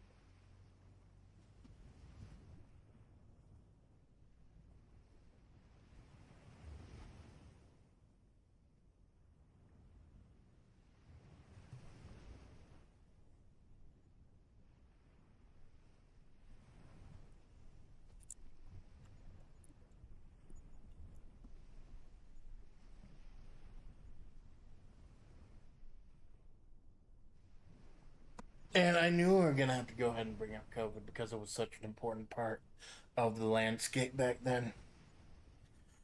In-person business meetings had to be relegated to phone calls and video conferencing, but the thought had to continue to flow, so Amanda never missed a day of work. As paranoid and conscious as she was about her own health, it actually helped save her over that time period. But she was forced to live away from her family, still being actively employed and working, not wanting to infect anyone should she be a carrier.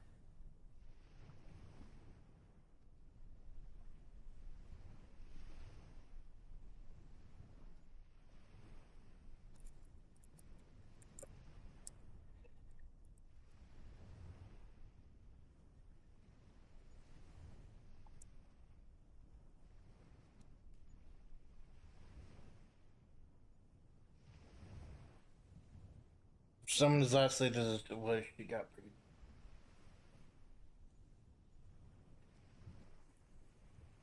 There's the button to go fast. Yeah, I'll have to look into that. Thank you, Nicola. Look into that.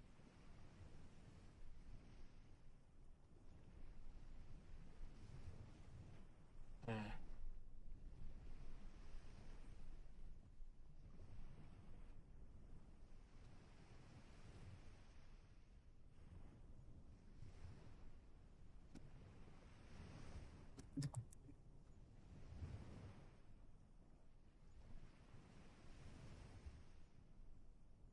Now, this is something I think it's weird, but I also kind of understand it. This is something that a lot of VTubers, I think they don't do include other VTubers in their origin stories. But I'm not going to be a huge thing. I'm planning on staying in it. I don't even know if I'm gonna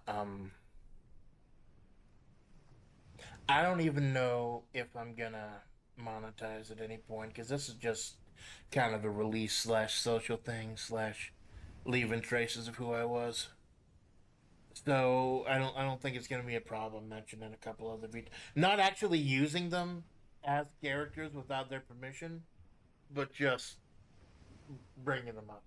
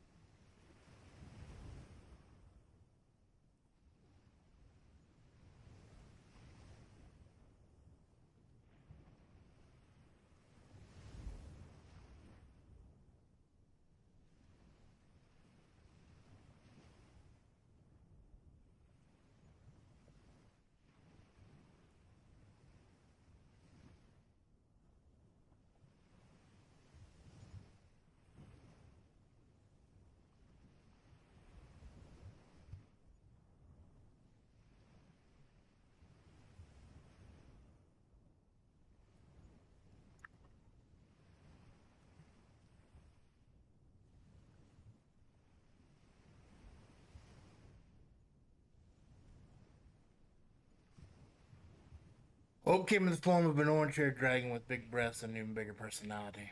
Yu Yu Cook opened Amanda's eyes to a world that the rest of America was just starting to become privy to.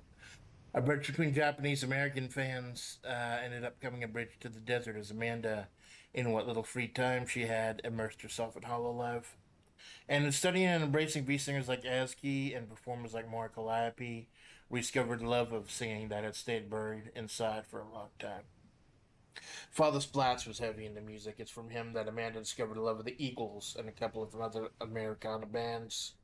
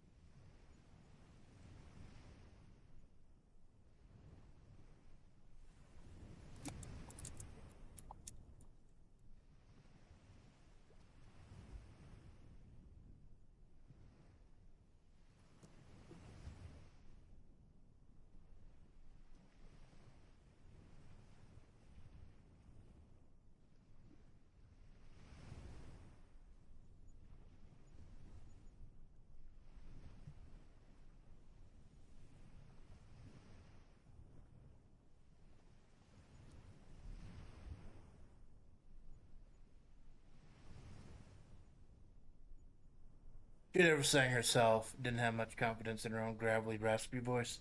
But one Christmas, when Kiryu Coco got over her own insecurities and fears to perform karaoke with the beloved Hachima, Amanda was just like, "What's really stopping me?"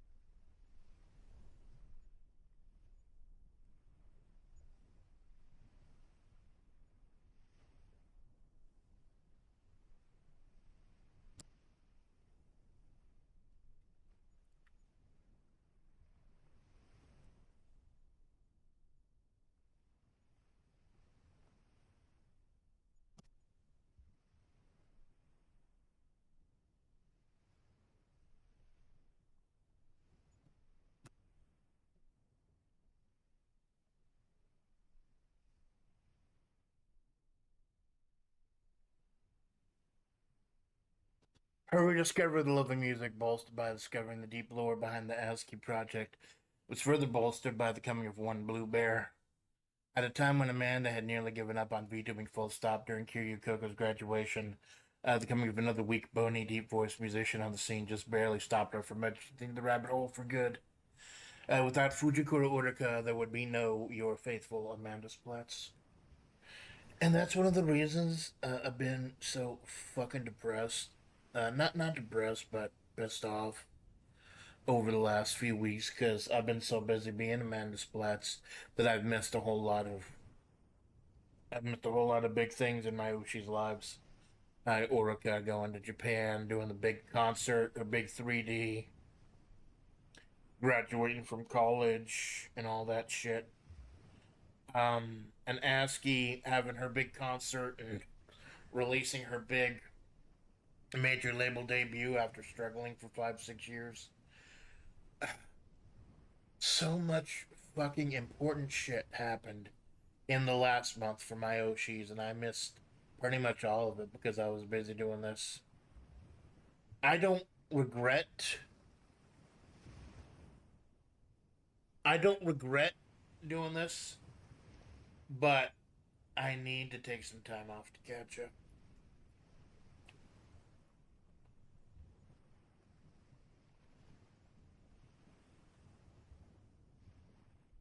And I figure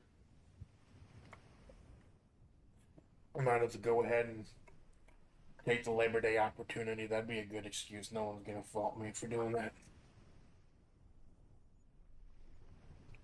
So now we have gotten through the mysticism. We've gotten through establishing the day to day life of Amanda Splatts. We're up to now the point where she decided it wanted to get back into music and was going to quit watching VTubers, but was bolstered by Orca.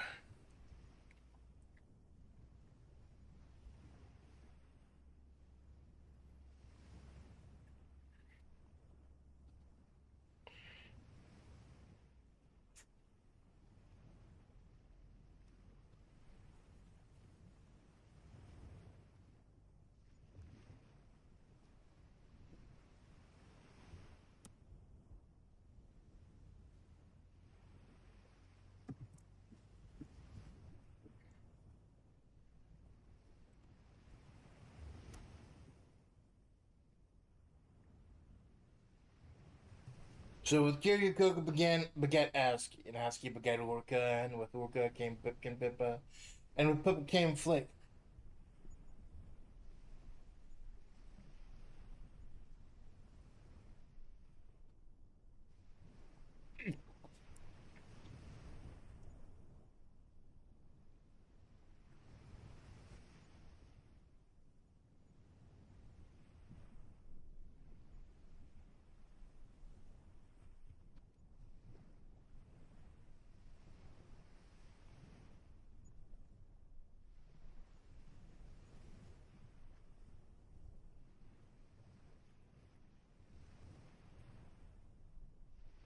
A shitpost that went on far longer than it should and became far more successful than anyone expected.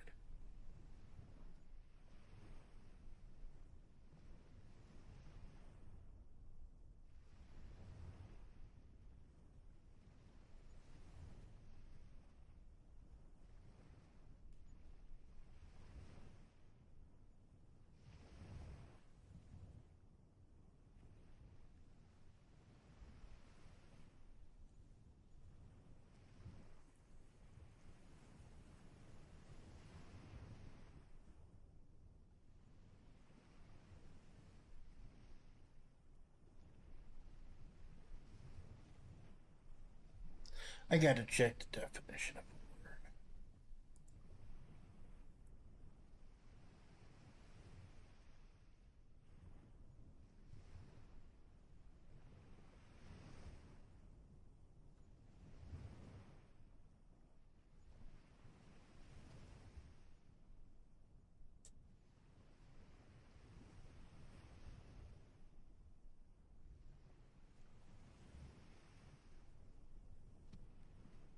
It's not what I thought it meant.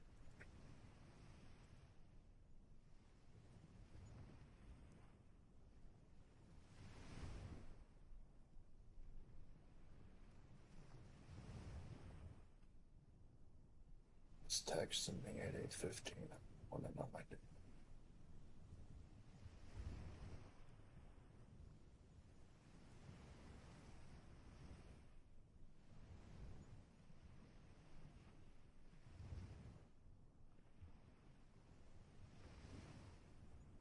Work knows not to text me on my day off. I'm one of the best fucking employees they have in middle management. I'm not bragging or anything. They know that I will give 115 fucking percent while I'm there. But while I'm there, I'm there. When I'm here, do not fucking bother me. If you want me to come in extra, or if you want me to do extra shifts or change shifts, ask me while I'm at the office. Don't fucking text me unless something blew up. But I gotta keep checking because one time something blew up. What do you mean shitpost? The totally real company elaborate, extremely elaborate bit for real. Well, that's fucking amazing, man. It's flavor is something that was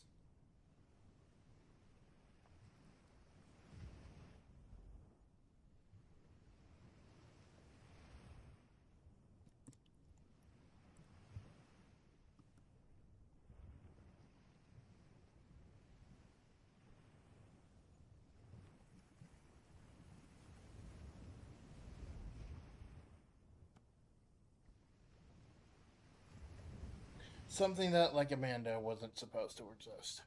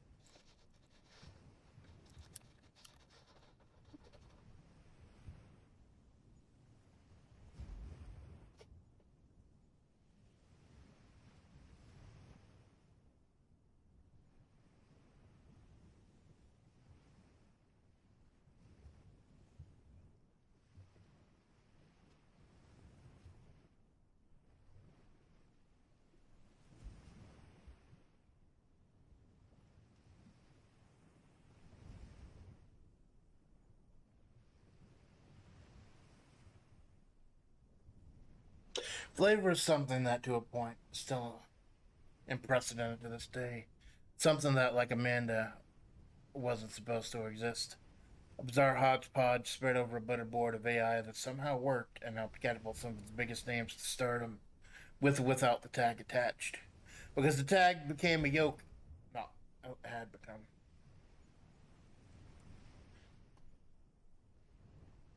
Because the tag had become a yoke at some point. While the early days of Flavor were still nebulous to her, she was doing her rep.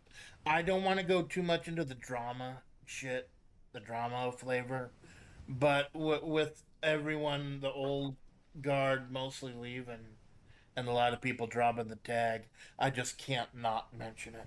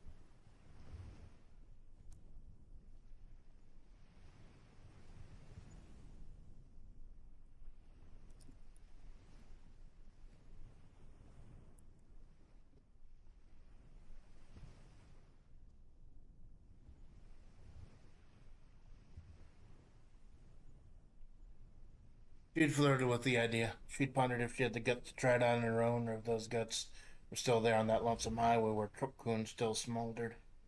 If you remember my debut, that there was the crackling fire noise. I was struck on still being on fire.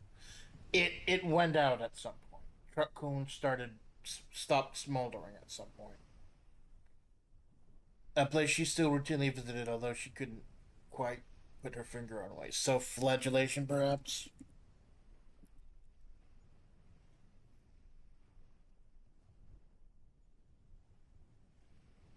but she needed a push. push.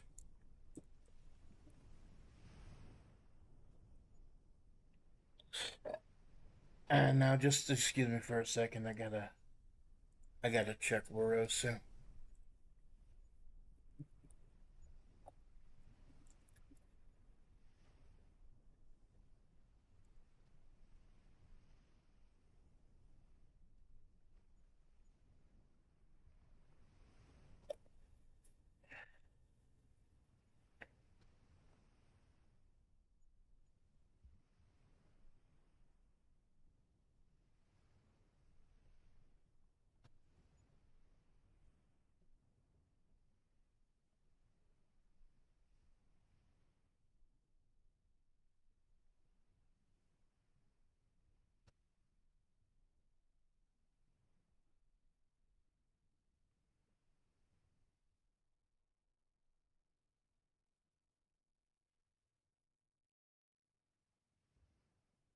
I'll look up the word reverb.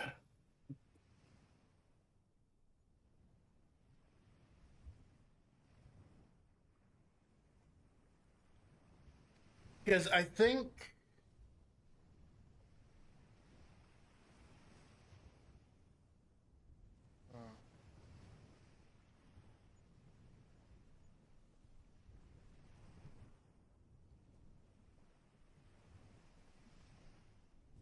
I don't want to forget about Nicola either.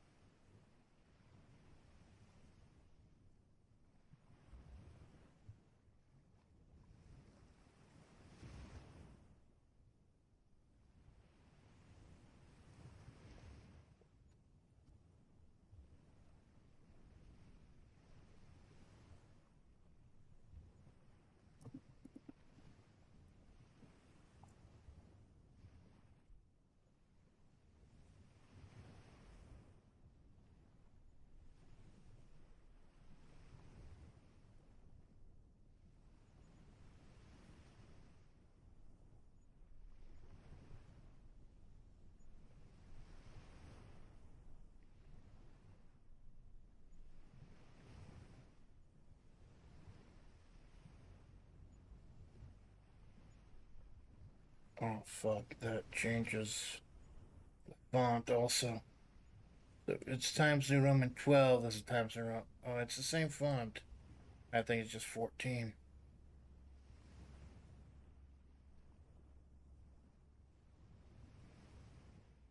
Just 12. That should fix it.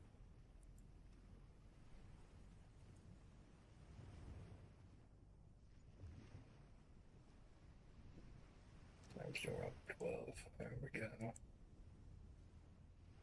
Just going back to something I wrote, uh, like not even a month ago. A little over a month ago on the Mongolian board. Not gonna just copy it wholesale. Probably just gonna let's see how it looks in context.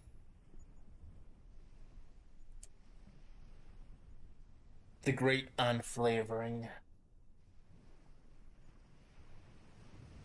So if that was a great unflavoring, does that mean that Kara and Lulu and Grub and I and Nicola, does that mean we're the flavor savers?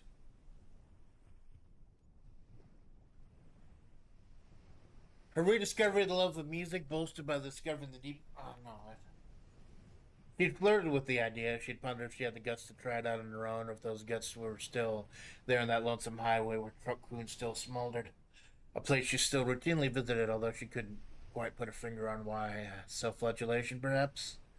But she needed a push. Yes, Nicola was a big inspiration on the primary force behind her being a V singer over a V tuber, but she needed that spark, that impetus. That impetus came in the form of the cosmic abyss, the cold, unfeeling, inky blackness that surrounds the dwarf's apathetic blue, soggy dirt ball. But maybe it wasn't so cold. Maybe it wasn't so unfeeling. Maybe something there just had a plan. Or maybe it just looked down at the soggy dirt and saw what we had become, how we were struggling, how we were suffering, a cosmic thought, the eventual heat death of the universe. It was going to happen. But did it have to be negative?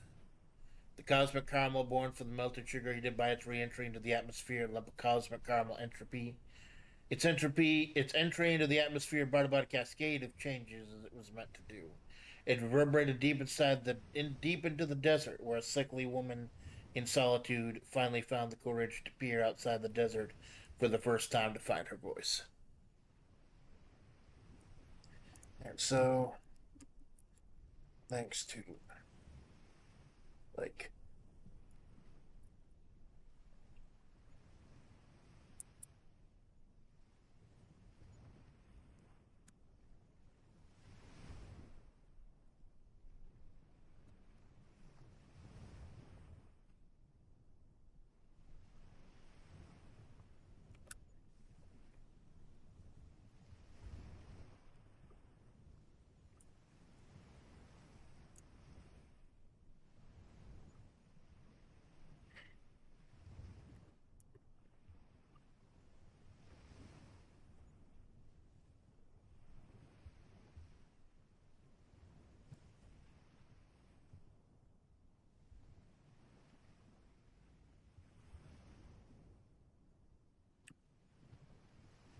and so thanks to people like Kiryu Koko and Aski, like Fujikura Uruka and Pipkin Pippa, like Nicole and Cara Malone, here she stands before you, born of pain and confusion, thrust into this world and slowly eking out a name for herself, one song at a time.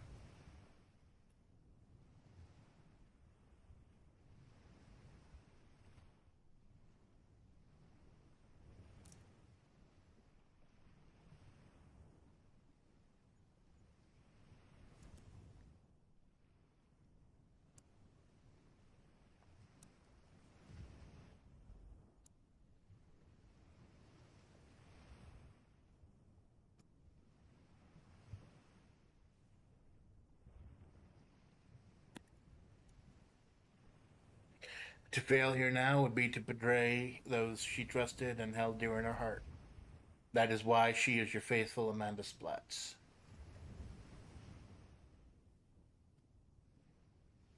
This is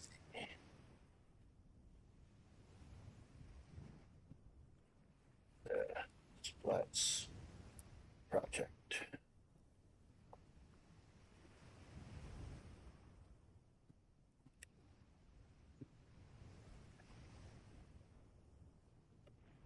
Love letter to the industry that saved her.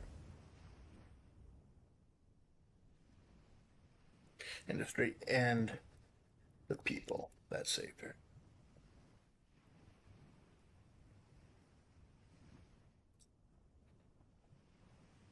That you're the flavor adjective. Thank you. I'm sorry I ignored chat for a while.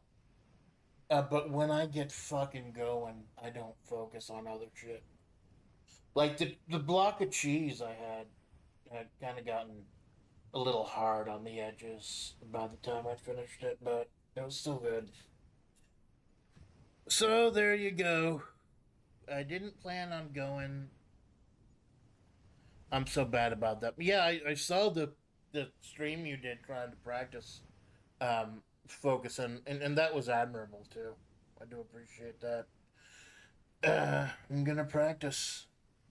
I got a lot of shit to practice. I got a lot of shit to work out too. I got a tier list in like 7 hours. And I was gonna pro it heavily too because it's the King of Fighters 30th anniversary. I was gonna go on a couple of actual SNK websites and promote it. Try to get the fighting game fans in. Hopefully, I think I've figured out how I'm gonna do it without like doxing myself with ads or stuff. I'm just gonna go ahead and share my Brave browser because that cuts out all advertisements, and then just like use that overlay to block out the top part. So I just need to go ahead and do a little research, download the pictures for it. I'm gonna use the actual Fighters Generation website. I might. I still need to do my fucking laundry, man. It's too hot now, though. It's if I go now, maybe it won't be too bad. But by the time I gotta walk, carry it back home, it'll be noon. It'll be real fucking bad. Maybe I can do it afterwards. There is this. I don't like using the 24-hour place, but I might fucking have to. Fuck. Her love letter to the industry and to the people that save her. It's okay. I'm used to being ignored. Squid, I love you, but you gotta pace yourself, buddy. So yeah, I want to go ahead and post this. I was offered that spot on the GitHub to post a blog and shit, but I think I let that invite lapse. I think the invite was like only good for 5 days or something. Let it lapse.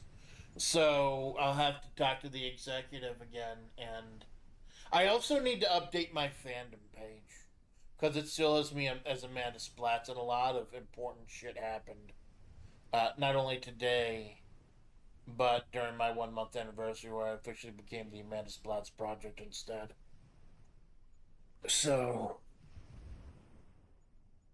I know the stream may have been a little weird for people who are used to my regular content, but I was inspired by Mother Tiffy, Tiffy Weefy, who I have sat in on a couple of her own streams.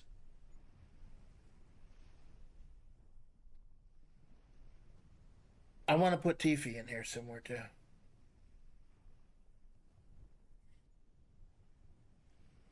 Go back a little bit and add Mother Tiffy. She was as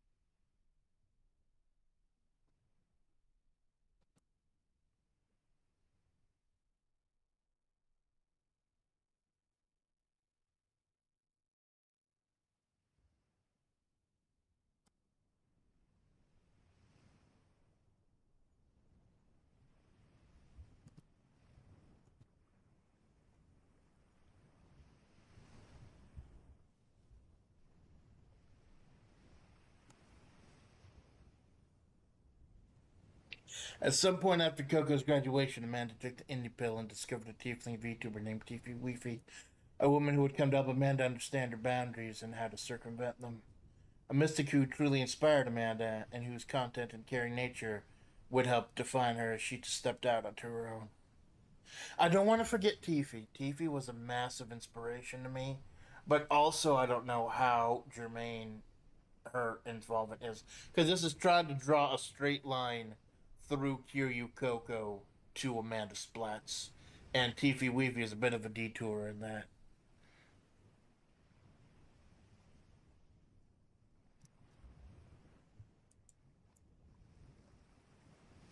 But I could not in good confidence forget about Mother Tiffy.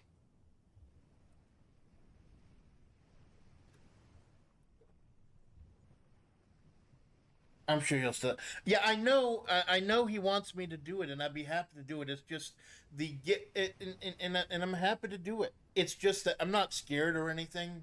It's that I believe the invitations on GitHub, they're only good for like 5 days, so I just need to get a new invitation. That's it. So yeah, I gotta, I gotta get laundry done. I gotta clean up here. I gotta do so much shit. But this is how I told you for 5 or 6 years, I didn't play video games at all. I just didn't. I didn't feel the energy to. Um, and now I only play video games on screen because I don't want anyone to miss content. Uh, but now that I would do, I would write. I would try to write. Nothing really ever came of it, but keeping my mind limber and keeping those skills fresh help pass the time. Writing. It's like I said at the end of the 1 month karaoke anniversary. I'm not a VTuber. I'm not a singer. I'm a writer. So if I'm showing you my soul this week, uh, I couldn't do it without doing some writing.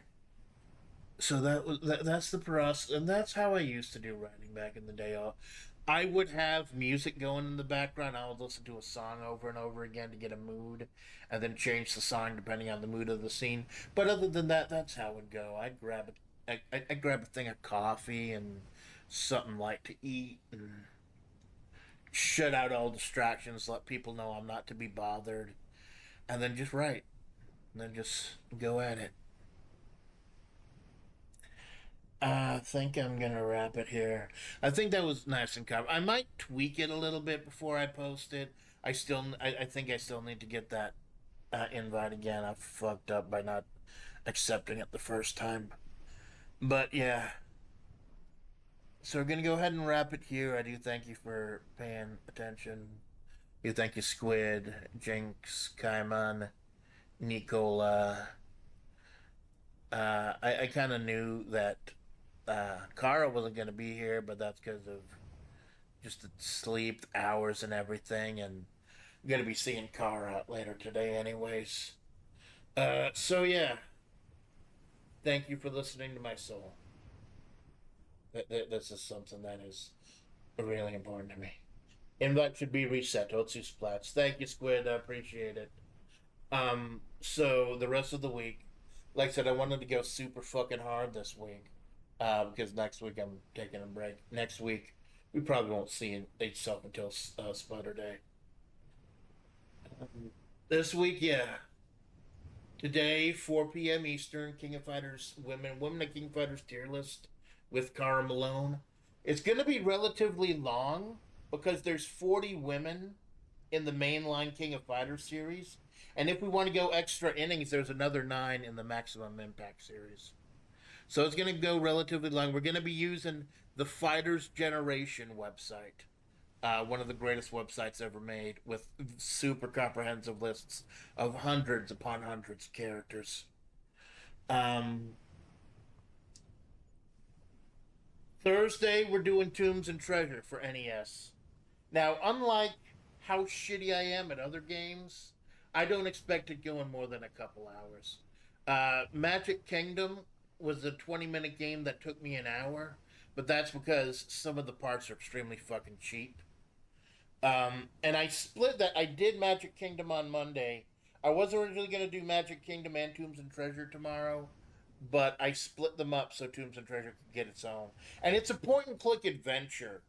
And I will be using a guide because it's not about showing how good I am, it's about showing my love to the world of these worlds and doing some voice acting at the same time.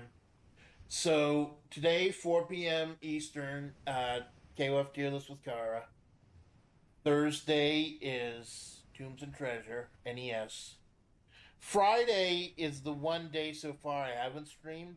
I might, just so I can say that I streamed every single day this week and that I streamed 8 days a week, I might just do Neo Turf Masters. I might just do like a quick run of Neo Turf Masters. And then Saturday, Splatter Day, is Dr. Lunatic Supreme with cheese. I tested it out for like a half hour, and it's a good thing I did because there's actually a couple tricks you have to do in order to get it to run in windowed mode. But I got that working. So Saturday is going to be Splatter Day. Is going to be Dr. Lunatic Supreme with cheese. And then Sunday, West of Loathing, and then I go on hiatus. And it's not because I'm sick. It's not because I am depressed or anything. This was something that was planned a couple weeks ago. I looked at my life. I looked at everything that my oshis were doing and certain things in my personal life. I put a lot of shit on hold to be your faithful Amanda Splatts. A lot of shit, and it's starting to pile up. So I'm establishing who I am. This got a little bump last week because a lot of people. It's weird. My King of Fighters 98 stream was one of my most popular streams ever, and I think it's because of the KOF 30th anniversary coming up. So this week I'm showing all these new people my soul, establishing who I am, what my content is, and gonna be going forward. And then I will take like 5 days off. The plan right now, the plan is after West of Loathing this Sunday. The next stream will be the next Saturday. Will be a karaoke, and then Sunday will be West of Loathing Part 3. The plan for West of Loathing is I want to get up to the final boss. Now I don't like spoilers. I don't like spoilers or backseating, but I watched Markiplier play it, so I knew who the quote canonical final boss is. I want to get up to the final boss area. Then I want to do a whole stream where it's just Gun Manor, the Gun Manor DLC, and then actually finish the game with some important objectives. So yeah, Carmelone 4 p.m. today. Tomorrow, potential Gorilla, probably Neo Turf Masters. Saturday, Splatterday 9 p.m. Dr. Lunatic Supreme with Cheese.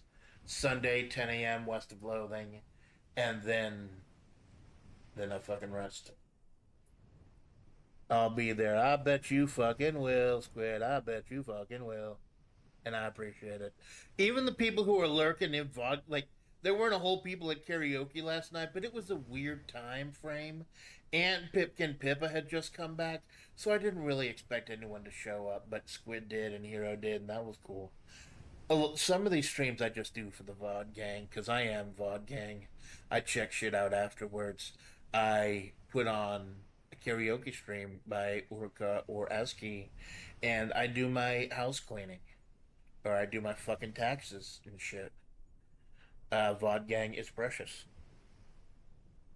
So thank you for everyone stopping tonight. Like I said, as far as this week is supposed to be about my soul, and I told you I'm a writer, and I hope I prove that today. I'll see you in like 7-ish hours for KOF Women's Tier List. Maybe I can get like 2 hours of sleep in. Thank you for everyone. I am your faithful Amanda Splatts. This is how I came to be, and this is the Amanda Splatts Project. Good night. I mean, good morning. It's not like even fucking 9 o'clock. Holy shit.